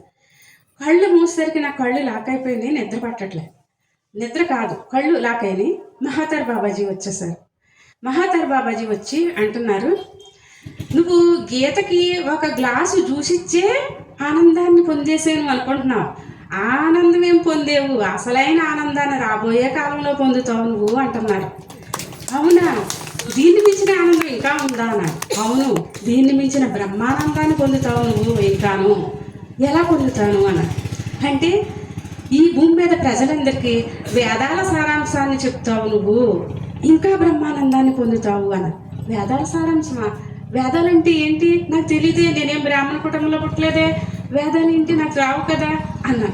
పిచ్చి మామ, నీకేమీ రావక్కర్లేదు, వేదాలు అంటే 4 వేదాలు ఉన్నాయి అని అప్పుడు ఆయన చెప్తున్నారు. ఏమిటి అంటే ఋగ్వేదము, యజుర్వేదము, సామవేదము, అధర్వణ వేదము అని 4 వేదాలు ఉన్నాయి. ఆ 4 వేదాల సారాంశమే ఉపనిషత్తులు, ఆ ఉపనిషత్తుల సారాంశమే భగవద్గీత. ఆ భగవద్గీత జ్ఞానాన్ని ప్రపంచానికి పంచుతావు నువ్వు, నీ బాడీని కూర్చోలా చాలు, మాస్టర్స్ చూసుకుంటారు అన్నారు ఆ రోజు ఆయన. ఆ బ్రహ్మానంద స్థితిని పొందుతావు నువ్వు ఆ పంచినప్పుడు అన్నారు. అవునా స్వామి అన్నాను. అవునని చెప్పి వెళ్ళిపోయారు. మర్నాడు క్లాస్కి వెళ్ళాను. అప్పటిదాకా ఏదేదో చెప్తున్నాను, క్లాస్ ఏం చెప్తున్నానో నాకు తెలియదు. స్టార్ట్ అయిందండి, భగవద్గీత రావడం మొదలెట్టిందండి. స్టేజ్ ఎక్కేసరికి నాకు ఆశ్చర్యం, ఏ భగవద్గీత నేను నేర్చుకోలేదు, ఎలా చెప్తున్నాను నేను, ఈ భగవద్గీత శ్లోకాలు ఎలా వస్తున్నాయి, చూసి చదవటం రాదు శ్లోకం, నాకు అది సంస్కృతంలో ఉంటే భగవద్గీత నాకు ఎలా వస్తుందని ఆ స్టేజ్ దిగిన తర్వాత ఇంటికి వచ్చాక ఎంత కంగారుగా భగవద్గీత బుక్ తీసి నాకు వచ్చింది రైటా రాంగా, నేనేమన్నా రాంగ్ చెప్పానా, ఇలా చెప్పేస్తున్నానేటని చూసుకుంటే ఆ శ్లోకం వచ్చేసేది ఇంక నాకు కంఠస్థం. అది టిక్కు పెట్టుకునేదాన్ని, ఈరోజు ఎన్ని శ్లోకాలు వచ్చినాయి అని. అలా చెప్పడం మొదలెడితే భగవద్గీత రావటం మొదలుపెట్టింది. అప్పుడు పత్రి సార్ ఒక రోజు వచ్చి, పత్రి సారు మా తణుకు వచ్చినప్పుడు అన్నారు, పిచ్చి మొహమ, స్టేజ్ ఎక్కితే 18 అధ్యాయాల సారాంశాన్ని దింపేస్తున్నావు, మరి స్టేజ్ దిగితే ఎవడన్నా క్వశ్చన్ వేస్తే నీ దగ్గర ఆన్సర్ లేదు, పిచ్చి మొహమ చూసి చదవటం నేర్చుకో అన్నారు భగవద్గీత.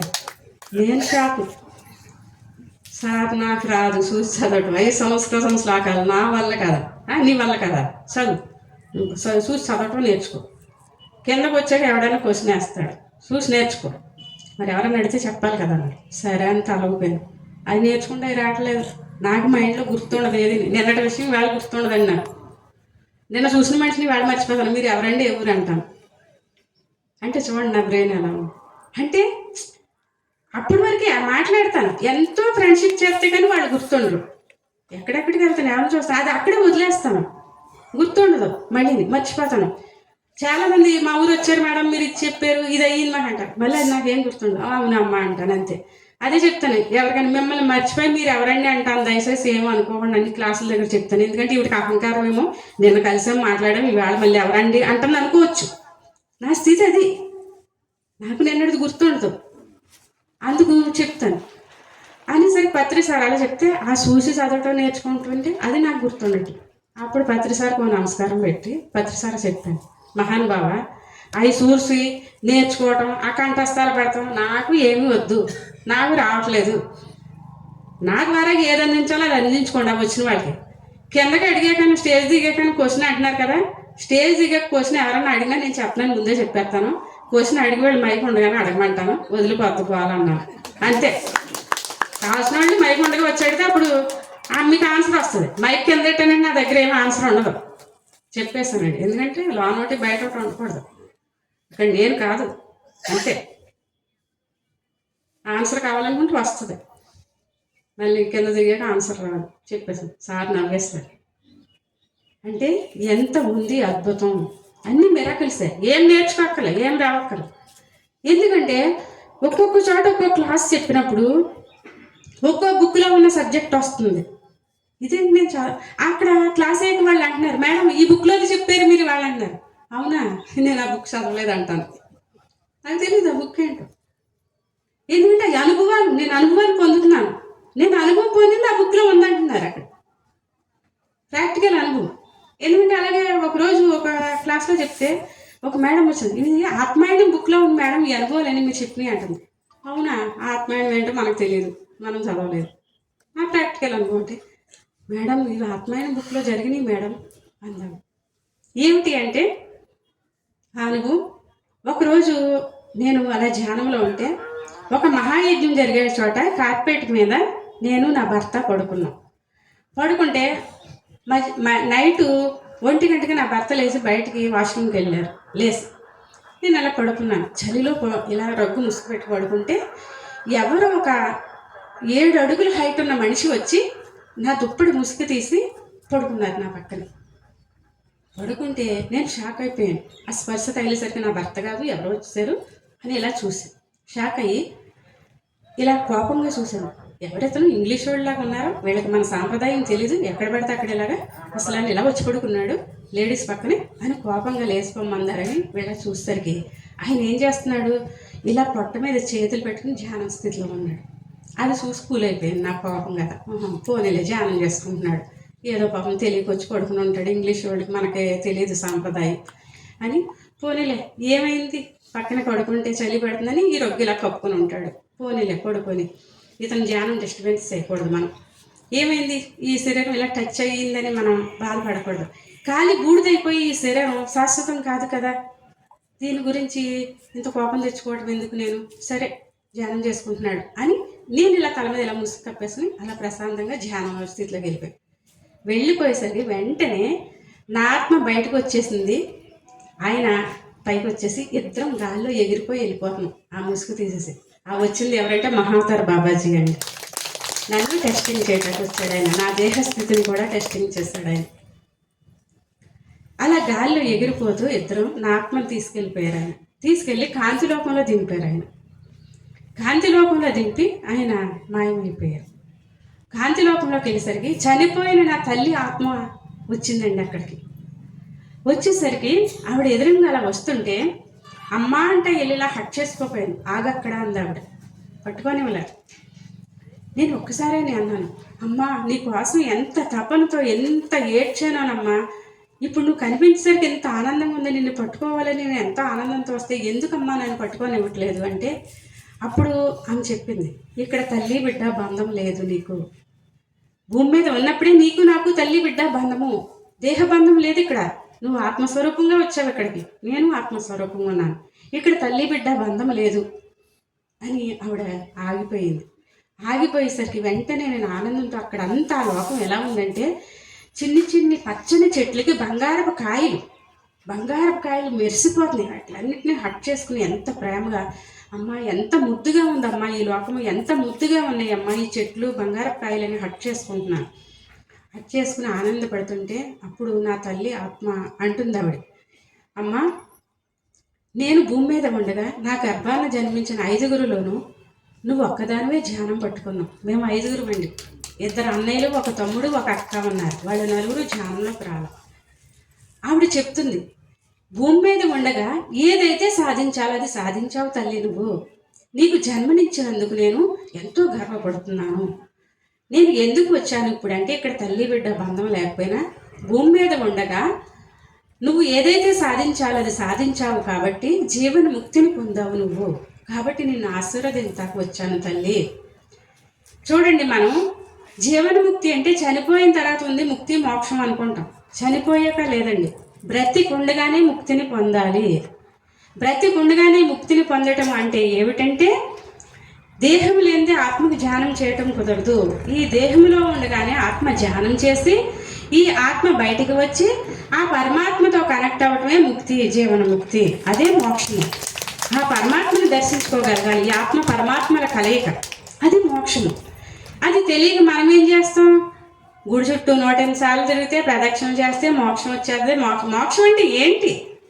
మోక్షం వచ్చేస్తుంది అంటాం. నేను అదే అంటాను, 108 సార్లు గుడి చుట్టూ ఉపవాసం ఉండి పొద్దుటే తిరిగితే స్పృహ లేకుండా పడి 4 సెలైన్లు ఎట్టించుకుంటావు అవసరమైతే నువ్వు. ఆ 108 సార్లు తిరిగి టైంలో కళ్ళు మూసుకుని కూర్చో, సాక్షాత్ ఆ పరమాత్ముడు దర్శనం ఇస్తాడు నీకు. ఇది సత్యమండి. నీకు పరమాత్ముడు కావాలి అనుకుంటే ధ్యానం చేయి. ధ్యానం చేస్తే ఆయనతో అప్పుడు మన కలయిక, పరమాత్మను దర్శించుకోగలుగుతాం. ఎందుకంటే సత్యం అనేటువంటిది చూపించేది కాదు, చూపబడేది కాదు, దర్శించేది. సత్య దర్శనం. ఎందుకంటే ధ్యానంలోకి వచ్చిన కొత్తలో నేను పత్రిసార్ని సత్యం అంటే ఏంటి, సత్యం అంటే ఏంటి, ఇదే క్వశ్చన్ అడిగేదాన్ని. అసలు సత్యం అంటే ఏంటి నాకు తెలియాలి అనేదాన్ని అమాయకంగా. ఒకరోజు పత్రిసార్ వచ్చి నా బాడీలోంచి నన్ను తీసుకుని అలా గాల్లో వెళ్ళిపోతున్నారు చెయ్యి పట్టుకుని. పైకంటే వెళ్ళాక ఒక చోట సుడిగుండం లాగా ఒక వైబ్రేషన్ తిరుగుతుంది. సుడిగుండం అది కరెంట్ షాక్ కొట్టినట్టు అయిపోతుంది. వాళ్ళకి తెలుసండి. నేను కంగారు పడిపోయి అది ఆ శక్తిని తట్టుకోలేక ఏడ్చేసాను. సార్ నాకు భయం వేస్తుంది, తీసుకెళ్ళకండి. అప్పుడు పత్రిసార్ అలా, పిచ్చిమొహం, ఎందుకు భయపడుతున్నావు? నేను పట్టుకున్నాను కదా, నీకు ఎందుకు భయం? నువ్వు ప్రతిరోజు సత్యం అంటే ఏంటి అని నన్ను అడుగుతున్నావు కదా. సత్యం అనేటువంటిది చూపబడేది కాదు, చూపించేది కాదు, దర్శించేది. నీకు దర్శింప చేయడానికి ఇక్కడ తీసుకొచ్చాను నీ ఆత్మని. సత్యం అంటే ఎలా ఉంటుందో చూడేది, ఒక వైబ్రేషను. కరెంట్ అనేటువంటి తీగలో ఉంటుంది, పైకి కనిపించదు, పట్టుకుంటే మాడి మెస్ అయిపోతాం. సత్యంతో పెట్టుకుని అలాగే ఉంటున్నారు పత్రిసార్. ఒక అసత్యం సత్యంతో ఢీ పడితే కాలి బూడిదైపోతుంది. అంత పవర్ సత్యానికి. ఆ సత్యం అనేటువంటి ఆ పవర్ అని చూపించారు పత్రిసార్. ఒక ఎనర్జీ. సత్యం అనేది ఒక ఎనర్జీ, ఒక చైతన్యం. అది చూపించారు పత్రిసార్ నాకు. ఎంత గొప్పగా ఉందా, క్లారిటీ వచ్చిందా సార్. అయిపోయింది నా కోసం. సత్యం అంటే ఏంటి, సత్యం ఏంటి. నేను ఏది ఎవరిని అడగను, ఏది నమ్మను. నాకు తెలియాలి ప్రాక్టికల్ అనుభవం. పత్రిసార్ని అడిగేదాన్ని. డైరెక్ట్ పత్రిసార్ మా ఇంటికి వస్తే సార్ని అడిగేదాన్ని. సార్ వచ్చినప్పుడు అలా కూర్చుని ఇంకేంటి వశిష్ఠ గౌతమికి వచ్చిన కూర్చున్నా గంటలు సార్తో కూర్చునేదాన్ని. సార్ ఇంకేంటి అని సార్ అడగటం, నేను అడగటం కోసం సార్ చెప్పడం, నాకు ప్రతిదీ క్లారిటీ ఇవ్వటం. పైగా సార్ అనేవారు, ఎవరిని నమ్మదు అసలు, ఎవరు చెప్పిన మాట ఎందు అనేవారు. ఎందుకంటే ప్రత్యక్ష అనుభవం సార్ పిఎంసీలో కూడా ఉండదు. చూడండి సార్ నా గురించి ఏమో నేను చెప్పడం అనేది. ఏం జరిగిందంటే కరోనా టైంలో, కరోనా ఫస్ట్ వేలో తణుకు పిరమిడ్ కట్టించేటప్పుడు ఏ మాస్క్ పెట్టుకోలేదు, ఏ కరోనా రాలేదు. కానీ ఒక రోజు అన్నాను, కరోనా వస్తే ఎలా ఉంటుందంట, అసలు చూద్దును కదా, ఎంత టెన్షన్ పడిపోతున్నారు వీళ్ళందరూ, ఎంత మాస్కులు పెట్టాను. వచ్చేసిందండి, ఆహ్వానించాను కదా, ఫుల్ కరోనా వచ్చేసింది. నాకు ట్యాబ్లెట్లు పడవు, నా బాడీ మందులు వేసి ఏ ట్యాబ్లెట్లు పడవు, రియాక్షన్ ఇచ్చి మసి రంగులో అయిపోతాను రియాక్షన్ ఇచ్చేసి. మరి నాకు ట్యాబ్లెట్ వేసుకుంటాక లేదు కరోనా వస్తే. ఏంటి పరిస్థితి అనేసరికి మా వారు అన్నారు, ధ్యానమే శరణం, కూర్చో ధ్యానంలో అన్నారు. పిరమిడ్ కింద కూర్చున్నాను, ధ్యానమే శరణం అని కూర్చునేసరికి ఆ రోజు నైటు మా పాపలిద్దరూ వచ్చి ఫస్ట్ నా పక్కన పడుకున్నారు. వద్దమ్మా మీరు పక్క బెడ్రూమ్లో పడుకోండి, నాకు కరోనా వచ్చింది కదా వద్దని. ఏంటి మమ్మీ ఎందుకు భయపడుతున్నావు? వజ్రాయుధాన్ని ఇచ్చాడు బ్రహ్మర్షి పత్రిజీ, మనకు భయం లేదు, ధ్యానం అనే వజ్రాయుధం ఉందన్నారు. ఓకే పడుకోండి అయితేను. మా వారు వచ్చానా, మీ ముగ్గురేనేటి ధైర్యవంతులు, నాకు ఉంది వజ్రాయుధం. ఆయన వచ్చి పక్కన పడుకున్నారు. తెల్లారికి టోటల్ 4 ఫుల్ కరోనా వచ్చేసిందండి. మొత్తం 4 పేషెంట్లు అయ్యాం. వండి పెట్టి దిక్కు లేదు ఇంకా. చూడండి మా పరిస్థితి, 4 వచ్చేసింది. ఏంటి పరిస్థితి అన్నారు మా వారు. అనేసరికి అప్పుడు కరోనా వచ్చిన వాళ్ళు అందరినీ ఎక్కడో షెడ్లో పడేస్తున్నారు తీసుకెళ్ళి. పోలీసు వాళ్ళు వస్తున్నారు, ట్రక్ వ్యాన్లో ఎక్కించుకుంటున్నారు, తీసుకుపోతున్నారు. అంటే ఆఖరిగా దిక్కుమాలిన బ్రతుకైపోద్ది ఇప్పుడు మనం తీసుకెళ్ళిపోయారంటే ఈవిడ ధ్యానం ధ్యానం అంటుంది, ఆఖరికి షెడ్లో పడేశారని చెప్పుకుంటారా, ఆ పరిస్థితి తెచ్చుకోవద్దు మరి అన్నాను. మా వారు అన్నారు తీసుకెళ్ళిపోతారు మరి మన పరిస్థితి ఏంటన్నారు. మనకి కరోనా వచ్చినట్టు తెలియనివ్వద్దు అన్నారు. తెలియనివ్వకుండా ఉంటే ఎలా కుదురుతుంది ఇప్పుడు పరిస్థితి? ఉన్నది అపార్ట్మెంట్లో మనం, పక్క వాళ్ళు చెప్పేస్తారు, పని అమ్మాయి వస్తుంది చెప్పేస్తుంది, ఏంటి పరిస్థితి అన్నారు మా వారు. ఏం లేదు, ముగ్గురు బెడ్ మీద కూర్చొని కళ్ళు మూసేయండి ముందు అన్నాను. నేను చెప్తాను పని అమ్మాయి వస్తారు కానీ డోర్ తీసి వచ్చేయండి అన్నాను. బయట మెయిన్ డోర్ తీస్తారు, ముగ్గురిని కూర్చోబెట్టేశాను, కళ్ళు మూసి కూర్చున్నారు. అప్పుడు పని అమ్మాయి లోనికి వచ్చింది అమ్మగారు. అప్పుడు అన్నాను తను అన్న లక్ష్మి, ఈ రోజు నుంచి నేను 21 రోజు మౌన దీక్ష తీసుకుంటున్నాం మేము నలుగురును, మా నలుగురిని మాట్లాడించుకో, వచ్చి నీ పని చేసుకుని నువ్వు వెళ్ళిపో. 21 రోజు మేము ధ్యానంలోనే ఉంటాం, బయటికి రాము, పక్కావిడికి వాళ్ళకి అడిగితే చెప్పే, ఎవరిని మా ఇంటికి రావద్దని, మా దీక్ష చెడగొట్టొద్దు, ఎవరితో మాట్లాడు, ఈ విషయం చెప్పే అందరికీ పక్కావిడికి వాళ్ళకి. నువ్వు వచ్చి నీ పని చేసుకుని డోర్ తీసి ఉంచుతాను, నీ పని చేసుకుని నువ్వు వెళ్ళిపో, మళ్ళీ డోర్ దగ్గరికి వేసి మమ్మల్ని ఏం మాట్లాడించక్కర్లేదు అన్న. సరే అమ్మగారు, ప్రజల కోసం ఎంత ప్రాణం ఎంత ఇది చేస్తున్నారమ్మా, నలుగురు కలిసి ఇంత దీక్ష తీసుకున్నారా అన్నారు. అప్పుడు అనిపించమమ్మ ప్రజల కోసం కాదు మా కోసమే చేసుకుంటున్నాం, నీకు తెలియదు ఆ విషయం, నీకు తెలిస్తే నువ్వు రావు నాకు పని చేయి పారిపోతావు. అందుకు పోనీ తనకు వస్తుందని తను మానేయమంటే అందరికీ చెప్పేస్తుంది కరోనా వచ్చిందని, దానికోసం తను పని చేయమన్నాను వచ్చి.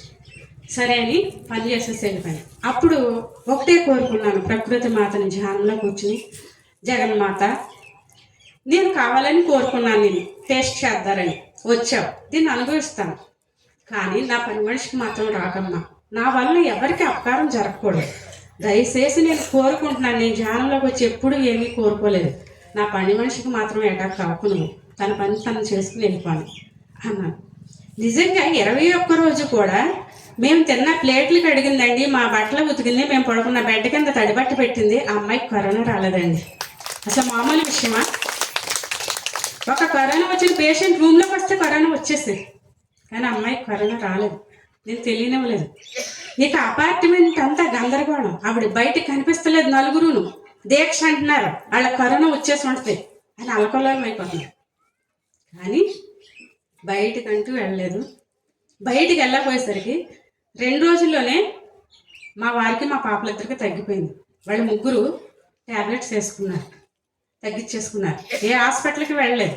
కానీ నాకు ట్యాబ్లెట్ వేసుకోవటానికి లేదు, ట్యాబ్లెట్ వేసుకుంటే చచ్చిపోతాను, వేసుకోపోయినా కరోనా ఎక్కువైతే చచ్చిపోతాను. ఇక ధ్యానమే శరణం, కూర్చుని ధ్యానం చేస్తుంటే 5 రోజుల తర్వాత ప్రాణం పోయేలాగా అనిపించింది నాకు. ఇక మా వారిని పిలిచాను, ఇక నాకు ఏమీ స్పృహ అందట్లేదు, ప్రాణం పోయేలా ఉందండి, నేను ఒకవేళ బాడీ వెకట్ చేసి వెళ్ళిపోతే మీ ముగ్గురు నా వరకు ఏదైతే ఉందో సంపూర్ణంగా చేసేయండి, బాధపడకండి, ఈ భూమి మీద పని ఉంటే ఉంటాను, లేకపోతే వెళ్ళిపోతాను, దేనికి బాధపడద్దు అన్నాను. సరే ఓకే, ధ్యానంలో కూర్చో, ఏమి నిరాశపడకు, పత్రిసార్ చూసుకుంటారు అన్నారు. ధ్యానంలో కూర్చుంటే పత్రిసార్ వచ్చారండి. పత్రిసార్ వచ్చి అంటున్నారు, పిచ్చిమమ్మ నీ పని ఇంకా భూమి మీద చాలా ఉంది, నువ్వెక్కడ చచ్చిపోతావు అన్నారు. అవునా సార్ అన్నా, అవును నువ్వు అప్పుడే చచ్చిపోవు, నీ పని చాలా ఉంది, లేసి వెళ్ళి హాల్లో సోఫాలో కూర్చో, ధ్యానంలోంచి లేసుకో అన్నారు. ఏంటి ఇలా చెప్పారని అప్పుడు కళ్ళిప్పి మా వారిని పిలిచి, సారు హాల్లో సోఫాలో కూర్చోమంటున్నారండి ధ్యానంలోంచి లేసి అన్నారు. బెడ్ నుంచి అసలు పట్టుకుని దింపారండి, కాలు కింద పెట్టలేకపోతున్నాను, అలా అయిపోయాను అనమాట. ఇంకా ప్రాణం పోయే స్థితిలో మెల్లగా 2 చేతులు పట్టుకుని నడిపించి తీసుకొచ్చి హాల్లో కూర్చోబెట్టారు సోఫాలో. ఎందుకు కూర్చోమన్నారంటే ఆ పత్రిసారు సోఫాలో అన్నారు. ఏమో తెలియదండి, సోఫాలో కూర్చోమన్నారు అన్న మాట కూడా రావట్లేదు. అలా కూర్చున్నాక మా వారు అన్నారు, సరే అయితేని టీవీ పెడతాను, టీవీ చూడి లోపలను అనేసి టీవీ పెట్టారు.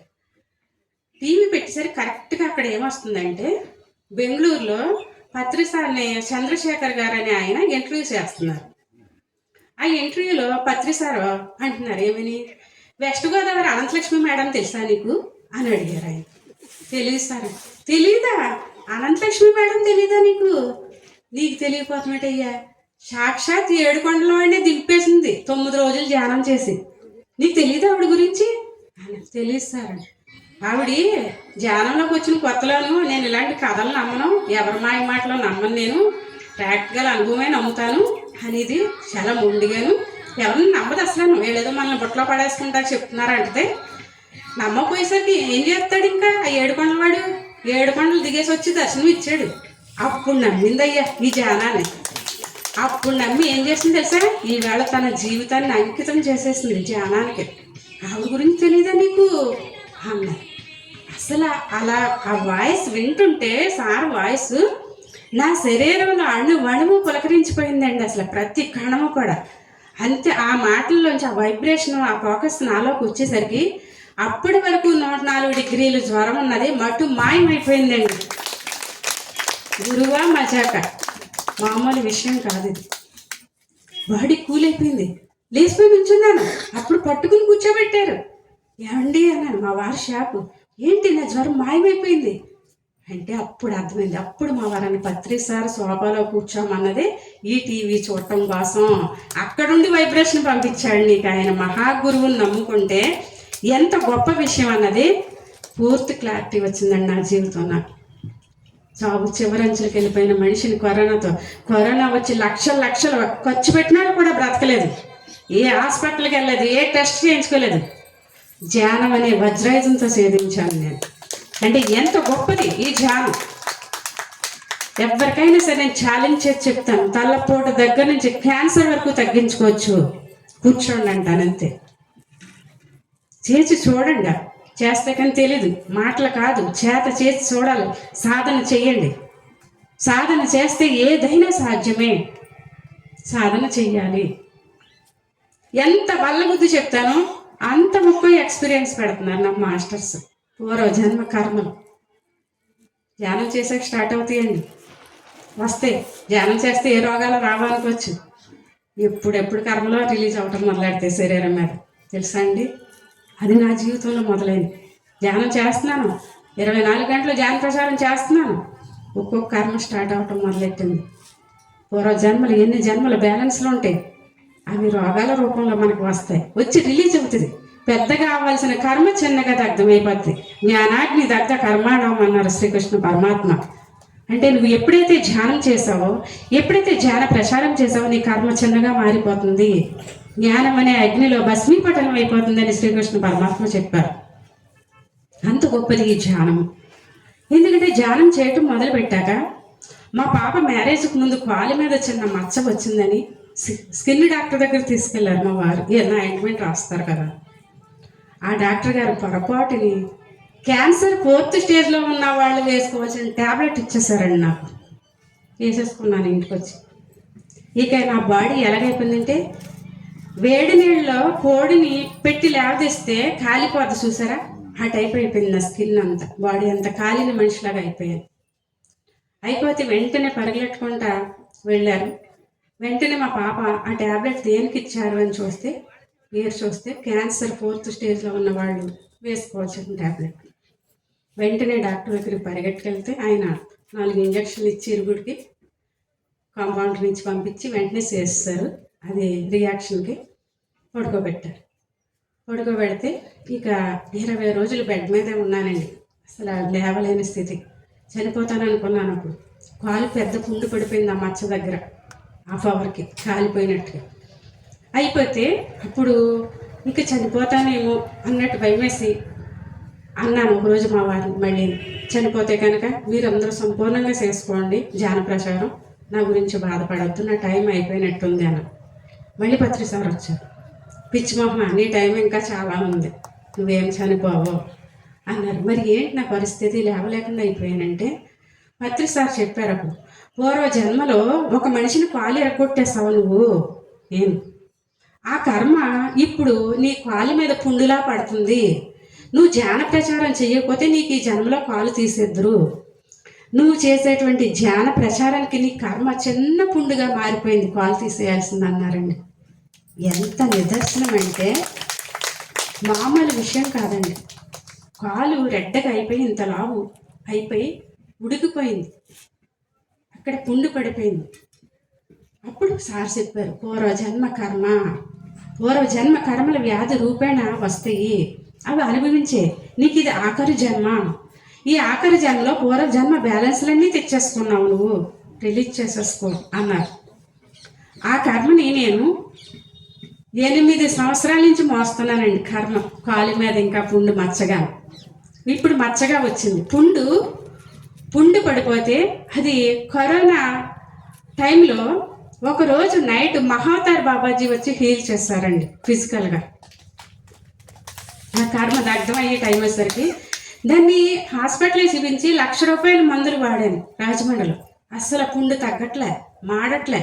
మా వారు భయంతో కాలు ప్రమాదం అయిపోద్దని చూపిస్తున్నారు. నేను ఒకటే అన్నాను, పత్రి సార్ చెప్పారండి, ఏ హాస్పిటల్ అక్కర్లేదు నాకు, నా కర్మ రిలీజ్ చేసుకుంటున్నాను, దయచేసి హాస్పిటల్ వద్దు, మందులు వద్దు, నాకు అది రిలీజ్ అవ్వనివ్వండి అంటే అప్పుడు వదిలేస్తారు.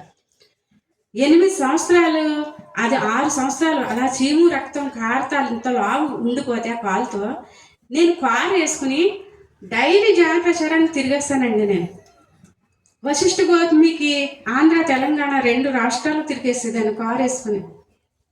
అంత జాన ప్రచారంలో ఎప్పుడైతే నేను అలా తిరిగేస్తానో, ఒకరోజు నైట్ మహావతార్ బాబాజీ వచ్చి 1 గంట టైంలో నా కాలుని ఇలా గాల్లో పెట్టి కాలు మీద టకటక కొడుతున్నారు. నాకు తెలుస్తుంది, అలా నా కళ్ళు లాక్ అయిపోతాయి. మహావతార్ బాబాజీ వచ్చినప్పుడు చూడండివా. అప్పుడు బాబా అన్నాను, అన్నిసరికి బాబా అన్నారు, కొడుతున్నారు. కొట్టి దాన్నప్పుడు ఆ చీము రక్తం అంతా హీల్ చేసేస్తారు. అంతే పుండు ఫ్లాట్గా అయిపోయి మాయమైపోయిందండి. ఆ టైం అది చేస్తుండగా ఆ 1 గంట టైంలో మా పాప ధ్యానంలో ఉంటుంది, చిన్న పాప. తను చప్పుడు అవుతుంది ఏంటని కళ్ళిప్పు చూస్తుందంట. కళ్ళిప్పు చూస్తారు, తన ఫిజికల్ కళ్ళకి మహావతార్ బాబాజీ కూర్చుని హీల్ చేయటం చూసేస్తుంది. తను చూసేసి ఒక్కసారి బాబా అన్నది గట్టిగా. బాబా అనేసరికి బాబా వెంటనే కాలు అలా వదిలేసి మాయమైపోయారు. కాలు దమ్మని కింద పడిపోయింది. నేను మెలుపుగానే ఉన్నాను. అప్పుడు నా కాళ్ళు లాక్కు వదిలి బాబా వెళ్ళిపోయారు. అప్పుడు వెంటనే చిన్న, ఏంటి చిన్న అలా బాబాని ఎందుకు పిలిచి వెళ్ళిపోయారు అనేసరికి, సారీ మమ్మీ, తట్టుకోలేకపోయాను. ఒకసారి ఫిజికల్ కళ్ళతో అలా చూసేసరికి బాబాని ఆనందంతో అలా పిలిచేసాను. సారీ మమ్మీ, వెళ్ళిపోయారు, నీకు హీల్ చేస్తుంటే నేను డిస్టర్బెన్స్ చేశాను అనవసరం. పోనీలే, నా కర్మ అక్కడ దాకా తగ్గేది ఉందేమో, పోనీలే అన్నాను. అప్పుడు బాబా వెళ్ళిపోయాక తెల్లారి చూసుకుంటే పుండు మటిమాయం అయిపోయిందండి. ఇప్పుడు మచ్చ రూపంలో ఉంది. అంటే ఎంత గొప్ప ధ్యానము! మనం చేసే ధ్యాన ప్రచారానికి మహాగురువులే దిగొచ్చి మనకి హెల్ప్ చేస్తారనటానికి ప్రత్యక్ష నిదర్శనం అండి. నా జీవితంలో ఎన్నో అనుభవాలు, అంత నిదర్శనం అనమాట. మనం చేసే సేవే. ఒక యజ్ఞానికి కానివ్వండి, ఒక క్లాసుకి కానివ్వండి, మనం ఎప్పుడైతే ఒక అడుగు ముందుకేసామో విశ్వం పని మనం చూస్తే మన పని విశ్వం చూస్తుంది. ప్రత్యక్ష నిదర్శనం అండి, మామూలుగా కాదు. ఎందుకంటే ప్రతి క్షణం మహావతార్ బాబాజీ నాకు గైడెన్స్ ఇచ్చేవారు. ధ్యానంలోకి వచ్చిన కొత్తలో ఇస్తుంటే రాజమండ్రిలో మహాకరుణ శాకాహార యజ్ఞం అని పెట్టారు. పెడితే అక్కడి నుంచి నాకు శైలజ మేడం ఫోన్ చేసి, యజ్ఞం 3 రోజులు ఉంది మేడం, డబ్బులు ఎవ్వరూ ఇవ్వట్లేదు, యజ్ఞానికి ఖర్చుకు డబ్బులు లేవు, దయచేసి ₹1,00,000 మీరు మీ ఫ్రెండ్స్ దగ్గర కలెక్షన్ చేసి ఇవ్వగలరా, సాయం చేయగలరా అంది. ఓకే, 3 రోజులు టైం ఉంది కదా, ఇస్తాను అన్నాను. అని ఫోన్ పెట్టేసి ఫ్రెండ్స్ అందరికీ ఫోన్లు చేశాడు. అడిగితే అందరూ ఇస్తానన్న వాళ్ళు ఈ పేర్లు నోట్ చేసుకుని సరే అని రాసుకున్నాను. నేను ఒక 20,000 పట్టుకుని వెళ్ళాను. వశిష్ఠ గౌతమికి వెళ్ళి 20,000 అక్కడ ఇచ్చాను. ఇచ్చి అన్నాను, ఇక్కడ ఈస్ట్ గోదావరి ఇంత పెద్దది కదా, ఇంతమంది ఉన్నారు, ఒక మహాకరుణ యజ్ఞం జరుగుతుంటే మీరు ఇవ్వరా డబ్బులు? నేను 20,000 తెచ్చి ఇచ్చాను, మీరు అందరూ ఇవ్వరా అని నేను జోలి పట్టాను. జోలి పట్టేసరికి ఒక ఆయన ఆ రోజే ధ్యానానికి వచ్చారంటే, ఇన్కమ్ ట్యాక్స్ ఆఫీసర్ ఎవరో మండపేట నుంచి వస్తే ఆయన 500 నా జోలీలో వేస్తారు. 500 జోలీలో వేసి ఇచ్చారు. ఇస్తే అప్పుడు అక్కడ అందరూ ఇచ్చినవి లెక్క పెడితే 20,000 వచ్చినాయి. అందరూ జోలీ వేసి అవి ఇచ్చేసి నేను భోజనం చేస్తే ప్లేట్ కడుక్కుంటుంటే ఒక మేడం వచ్చి, మేడం ఇందాక అడిగినట్టు మళ్ళీ జోలీ పడతానంట, ఆయన డబ్బులు ఇస్తారంట, మళ్ళీ అదే స్టైల్లో అంట అడుగుతారా? మళ్ళీ ఎన్నిసార్లు అడినా అడుగుతాను, వేస్తానంటే అడగనంటే ఏంటి, నేను అడుగుతాను. మళ్ళీ అందరూ వచ్చేసారు. మళ్ళీ ఆయన కండిషన్ పెట్టారండి, ఇందాక ఏ స్టైల్లో అడిగింది ఆ స్టైల్లోనే అడగాలని. సరే, మళ్ళీ చెంగు పట్టుకున్నాను. మళ్ళీ అదే స్టైల్లో భగవతి భిక్షాందేహి లోక కళ్యాణం కోసం, మహాయజ్ఞం కోసమని మళ్ళీ జోలు పెట్టాను. జోలు పట్టేసరికి అందరూ అలా చూస్తుండే కానీ ఆయన అలా చూస్తూ వచ్చి దండం పెట్టేశాడు. దండం పెట్టేసి వెంటనే బ్యాగ్లోంచి బుక్ తీసి 30,000 చెక్ రాసి ఇస్తాడండి నా జోలు. అప్పుడు ఆయనకి మైక్ ఇచ్చాను. ఎందుకు మీకు మళ్ళీ వెయ్యాలనిపించింది? ఇందాక 500 వేస్తారు కదా, ఇప్పుడు చెప్పండి మీరు మైక్ పట్టుకుని అంటే అప్పుడు ఆయన చెప్పారు, ఈరోజే నేను ధ్యానానికి మా ఊరు మేడం రమ్మంటే వచ్చాను, ఇన్కమ్ ట్యాక్స్ ఆఫీసర్ని. నేను ఈమె జోలి పెట్టినప్పుడు ఈవిడ అంక చూస్తా వేస్తే ఆవిడ కళ్ళల్లోంచి నాకు ఒక పవర్ నా మీద ఫోకస్ అయ్యి కిరణాల రూపంలో కొట్టేస్తుంది. నా కళ్ళని నేను నమ్మలేకపోయాను. అది వేసేసాను. నాకు అదేదో డౌట్గా అనిపించింది, ఇది ఏంటి అసలు, ఈ పవర్ ఏంటి? మళ్ళీ అదే స్టైల్లో ఆవిడ అడిగితే మళ్ళీ వస్తా లేదా అని చూడాలని టెస్ట్ చేయడం కోసం, అదే కనుక సత్యం అయితే 30,000 వేసేస్తాను నేను అని మనసులో అనుకుని ఆవిడ మళ్ళీ అడగమన్నాను. మళ్ళీ అదే స్టైల్లో అడిగింది, అదే ఎనర్జీస్ నాకు పుట్టినవి, అందుకు 30,000 వేసేసాను. ఈవిడ కాదు అడిగింది, అక్కడ ఏదో పవర్ ఉంది ఈ ధ్యానంలోనూ, ఏదో పవర్ ఉంది అన్నాడు. అప్పుడు అందరూ షాక్ అయిపోయారు. అప్పుడు 30, 20, 50 అయిపోయినాయి. నేను ఇచ్చినవి 70, 20 అయిపోయింది, 70,000 అయిపోయింది. 70,000 అయిపోతే రాయి జగపతిరాజు గారు అన్నారు, మేడం ఇంకా 30 పూర్తి చేసి ఇచ్చేవంటి, యజ్ఞం సంపూర్ణం చేసేస్తాం అన్నారు. ఒకసారి ఇంకా ఎల్లుండి వరకు టైం ఉంది కదా అన్నాం. అనేసరికి సరే అని ఇంటికి వచ్చాం. ఇంటికి వస్తే ఫ్రెండ్స్ అందరినీ మళ్ళీ అడిగాను. అడిగితే అందరూ ఇస్తా అన్నారు. మళ్ళీ ఆ డబ్బులు తీసుకుని యజ్ఞానికి బయలుదేరి వస్తున్నాను. వస్తుంటే 93,000 అయింది. ఇంకా 7,000 తక్కువ వచ్చింది. 7,000 తక్కువ అయితే అప్పుడు మా వారు అన్నారు, ఆ 7,000 ఏదో నేను ఇచ్చేస్తాను కానీ ఇంకా ఎవరిని అడగకు, 7,000 నేను వేసేస్తాను, 1,00,000 ఇచ్చే వాళ్ళకి అన్నారు. సరేనండి అన్నాను. అనేసరికి అక్కడ కారు దిగిన వెంటనే గ్రౌండ్లోకి వెళ్ళేసరికి ఎవరో ఒక ఆయన వచ్చి, అనంతలక్ష్మి గారు అంటే మీరేనా, కళాలక్ష్మి గారు రమ్మంటున్నారు మిమ్మల్ని అని పిలిచారు. తాడేపల్లిగూడెం గారపాడు కళాలక్ష్మి గారు. వెళ్ళాను. వెళితే ఆవిడ హైదరాబాద్ నుంచి అప్పుడే వచ్చారండి. అమ్మ నువ్వు జోలీ పెట్టి యజ్ఞానికి అందరి దగ్గర డబ్బులు అడిగావంట కదా, నాకు కూడా నీ జోలీలు వేసుకోవాలని ఉంది, చెంగు పట్టవా అంది ఆవిడ.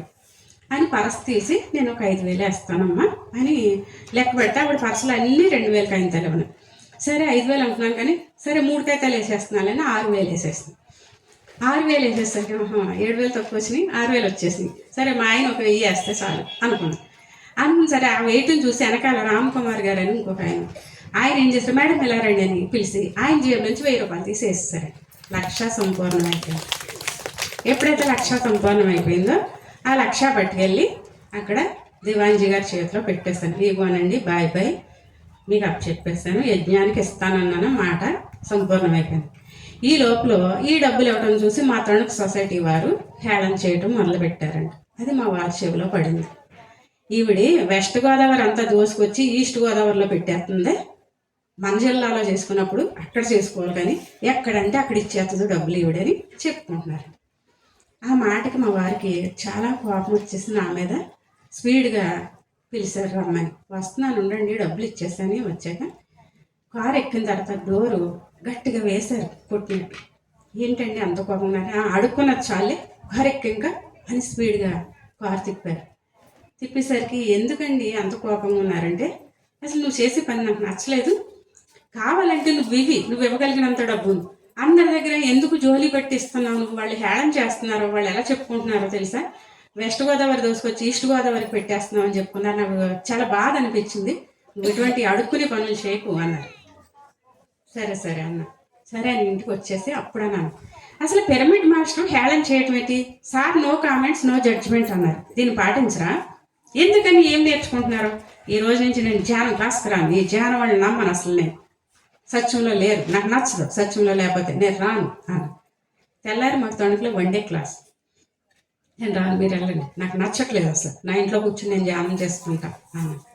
అనేసరికి నీకు కోపం వచ్చేసింది, అందరి మీద ధ్యానం క్లాస్కి రావడం మానేస్తాను. మానేస్తాను, నచ్చిన చోటకి రాను నేను అసలు, మీరు 1,00,00,000 రూపాయలు ఇచ్చినా రాను అన్న. సరే నీ ధ్యానం చేసుకున్నారు. ఆయన వెళ్ళిపోయారు.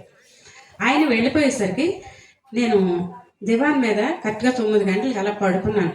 పని అయిపోయి ఫ్రెష్ అయ్యి అలా పడుకుని ఆలోచిస్తున్నాను. వెంటనే కళ్ళు లాక్ అయిపోయినాయి. మళ్ళీ మహాతార్ బాబాజీ వచ్చేటప్పుడు ఎప్పుడు కళ్ళు లాక్ అయిపోతున్నాను. కళ్ళు లాక్ అయిపోయేసరికి బాబా వచ్చిన ముందు నుంచున్నారు.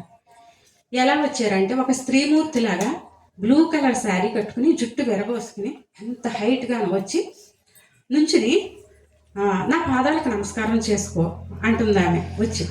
నేను అన్నాను, నీ పాదాలు పట్టుకోవాల్సిన అవసరం నాకు లేదు, నా గురువు ఎవరి పాదాలు పట్టుకోవద్దనండి, నేను పట్టుకోను అన్న. ఎందుకే తల్లి అంత కోపం, నా పాదాలు పట్టుకో, నేను ఎవరినో తెలుస్తుంది నీకు, నువ్వెవరైతే నాకెందుకు కావాలి, నీ పాదాలు నేను పట్టుకోను అన్న. అనేసరికి నా పాదాలను పట్టుకోపోతే నేనే వచ్చి నీ దగ్గర కూర్చుంటానని వెంటనే దివాన్ మీదకి వచ్చేసి ఆవిడ బస్ కేసి కూర్చుని నా తల 2 చేతిలో తీసుకుని ఒళ్ళో పెట్టేసుకుంది. ఫిజికల్ ఎక్స్పీరియన్స్ అండి, ఫిజికల్ బాడీతో మహాతార్ బాబాజీ ఇలా ఒళ్ళో పెట్టుకుంది నా తల. అలా ఒళ్ళో పడుకోబెట్టుకుని నా 2 బుగ్గలు ఇలా నిమురుతుంది ఆమె. ఇలాగా నా బంగారు తల్లి అని ఇలాగనేసరికి ఆ స్పర్శకి నాకు మహాతార్ బాబాజీ అని తెలిసింది. ఒక్కసారి బాబా అన్నాను. అవును నీ బాబానే అన్నారు. ఎందుకు రూపం మార్చి వచ్చావు నువ్వు బాబా, శ్రీమూర్తి రూపంలో ఎందుకు వచ్చావు బాబా, నన్ను ఎందుకు ఇలా మాయ చేస్తున్నావు, నువ్వు ఎందుకు అలా వచ్చావు వేరే రూపంతో, నువ్వు అనుకుంటే నీ పాదాలకు నమస్కారం పెట్టనని అంటానా, ఎందుకు అలా వేరే రూపంలో వచ్చి పాదాలకు నమస్కారం పెట్టమన్నావు అంటే, లేదు కావాలని అలా వచ్చాను. మరి నీ పాదాలకు నమస్కారం పెట్టనన్నాను కదా, నా మీద నీకు కోపం రాలేదా బాబా, మరి నన్ను ఒళ్ళో పడుకోబెట్టుకున్నావు, నా బంగారు తల్లి అంటున్నావు అన్న. అనేసరికి 2 బుక్కులు ఇలా పట్టుకుని నా నుదుటి మీద ముద్దు పెట్టుకున్నారు ఆయన. ముద్దు పెట్టుకుని అప్పుడు అంటున్నారు ఏమని అంటే, తల్లి చంటి బిడ్డకి పాలు ఇచ్చేటప్పుడు ఆ బిడ్డ గుండెల మీద తన్నుతుంది పాలు తాగుతాను, ఆ గుండెల మీద తన్నుతుంటే ఆ తల్లి ఎంత ఆనందపడిపోద్దో తెలుసా, ఆ గుండెల మీద తన్నుతూ పాలు తాగుతుంటే మురిసిపోతుంది ఆ తల్లి. అంతేగాని బిడ్డ గుండెల మీద తన్నుతున్నాడని విసిరి పాడేది కదా, తల్లి పాడేస్తుందా, పాడేది, ఇంకా ఆనందంగా హద్దుకుని ఆ ఎంతో ఆనందంతో బ్రహ్మానంద స్థితిలో ఉంటుంది తల్లి ఆ బిడ్డ గుండెల మీద తన్నేటప్పుడు పాలు తాగుతూ. అలాగే నువ్వు చేసేటువంటి విశ్వ కార్యక్రమాలకి నేను మురిసిపోయి వచ్చి నా బిడ్డవు కాబట్టి నిన్ను ముద్దు పెట్టుకుంటున్నాను అన్నారండి. ఆయన ఒక్కసారి ప్రణామాలు తెలుసుకున్నారు. అంటే మనం ఎప్పుడైతే లోక కళ్యాణం కోసం చేసే కార్యక్రమాలు చేస్తామో మహాగురువులే దిగి వస్తారంటానికి ప్రాక్టికల్ అనుభవం అండి. నా ఫిజికల్ బాడీతో మహాతార్ బాబాజీ ఆశ్చర్యపోయింది. బాబా అన్నాను. అవును నీ బాబానే, నువ్వంటే నాకు ఇష్టం, నువ్వు చేసే కార్యక్రమాలు అని మళ్ళీ ఇంకొకసారి ముద్దు పెట్టుకుని నీకు ఒక విషయం చెప్తున్నాను ఇప్పుడు అన్నారు. చెప్పండి బాబా అన్నారు. నువ్వు కోపమించి ధ్యానం క్లాస్కి వెళ్ళన్నావు, కుదరదు, వెళ్ళాలి. ఎవరో ఏదో కామెంట్ చేశారని నువ్వు కోపమించి ఇంట్లో కూర్చుంటే ఎలాగా, లోక కళ్యాణం కోసం జన్మ తీసుకుని వచ్చి, కుదరదు, వెళ్ళు. అక్కడ ఇంకో యజ్ఞం కోసం డబ్బులు అడగడానికి వస్తున్నారు నీ కోసం, మళ్ళీ అక్కడికి వెళ్ళు మళ్ళీ. బాబా మా ఆయనకి నాకు రాత్రి గొడవ అయింది, ఇదే కదా, ఎవరిని అడగొద్దని ఆయన అంటున్నారు, మీరేమో మళ్ళీ వెళ్ళమంటారేంటి, మళ్ళీ ఎవరో యజ్ఞానికి వస్తున్నారని. నేను వెళ్ళను బాబా. లేదు, నువ్వు కోపమించుకోకు, నా తల్లివి కదా, నా బంగారు తల్లివి. ఇంటింటికో పుష్పం ఈశ్వరుడికో మాల అవ్వాలి, ఒకే మాల అందరూ ఒక్కళ్ళే వేసేయటం కాదు, ప్రతి ఇంటి నుంచి ఒక్కో పుష్పం పడాలంటండి ఒక యజ్ఞం జరిగేటప్పుడు. మహాతార్ బాబాజీ ఇచ్చిన మెసేజ్. నువ్వు వెళ్ళి అక్కడ కూర్చో, నీ కోసం వస్తున్నారు, ఈ కోపాన్ని తీసేయి, నీ ఆత్మస్థితిని పెంచుకో, వెళ్ళు. ఇలాంటివన్నీ ఎదురవుతాయి నీకు, ఈ ఎదురైనవన్నీ జయించాలి, నీ ఆత్మ ఎదగాలంటేనే మానవాలను అన్నింటినీ సహించి ఎవరైతే ముందుకు వెళ్తారో వాళ్ళే ఆత్మస్థితిలో ఎదుగుతారు, బయలుదేరలేదు అన్నారండి. వెంటనే అప్పుడు లేస్తా బ్యాగ్ తీసుకుని బయటికి వెళ్ళాను. ఎలాగెళ్ళాలో తెలియదు, తణుకులోనే ఉంటున్నాను, మా తణుకు తెలియదు. సరే అక్కడ నుంచున్నాను. ఒక ఆటో వచ్చింది, ఆటో అబ్బాయిని పిలిచాను, ఒక 50 రూపాయలు ఇస్తాను, పలానా కళ్యాణ మండపం గాడికి తీసుకెళ్తావా అన్నాను. సరే ఎక్కించుకున్నాడు, వెళ్ళిపోయింది. వెళ్ళిపోయేసరికి అక్కడికి వెళ్ళేసరికి మా వారు ఆశ్చర్యపోయారు, ఎలా వచ్చి కోపం తీరిపోయిందా, వచ్చేసాను. వచ్చేసాను. లోనికి వెళ్ళాను, ధ్యానంలో కూర్చున్నాను. ధ్యానంలో కూర్చునేసరికి ధ్యానంలో కూర్చున్న ఒక అరగంటకి 2 వచ్చారండి అక్కడికి. బాబా చెప్పారు, అక్కడ అనపర్తి నుంచి 2 మనుషులు వస్తున్నారు నీకోసం అన్నారు, పేరు కూడా చెప్పేస్తారు. కూర్చునేసరికి 2 వచ్చి, ఇక్కడ అనంతలక్ష్మి మేడం అంటే ఎవరండి అని అడుగుతున్నారు.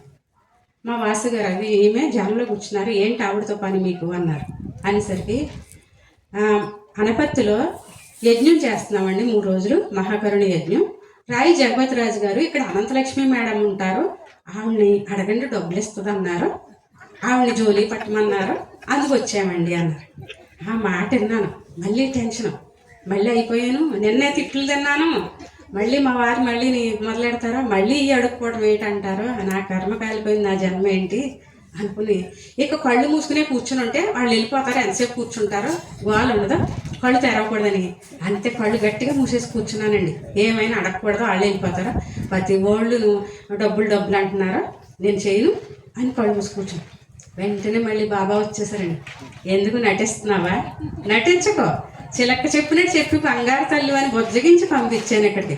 మళ్ళీ ఇక్కడికి వచ్చి కళ్ళు గట్టిగా మూసుకుని నటిస్తావు ఎందుకు, వద్దు, నటించింది చాలు, లేచి భిక్షాటన చెయ్యి. మళ్ళీ విశ్వ కళ్యాణం కోసం అక్కడ మహాయజ్ఞం జరగాలి.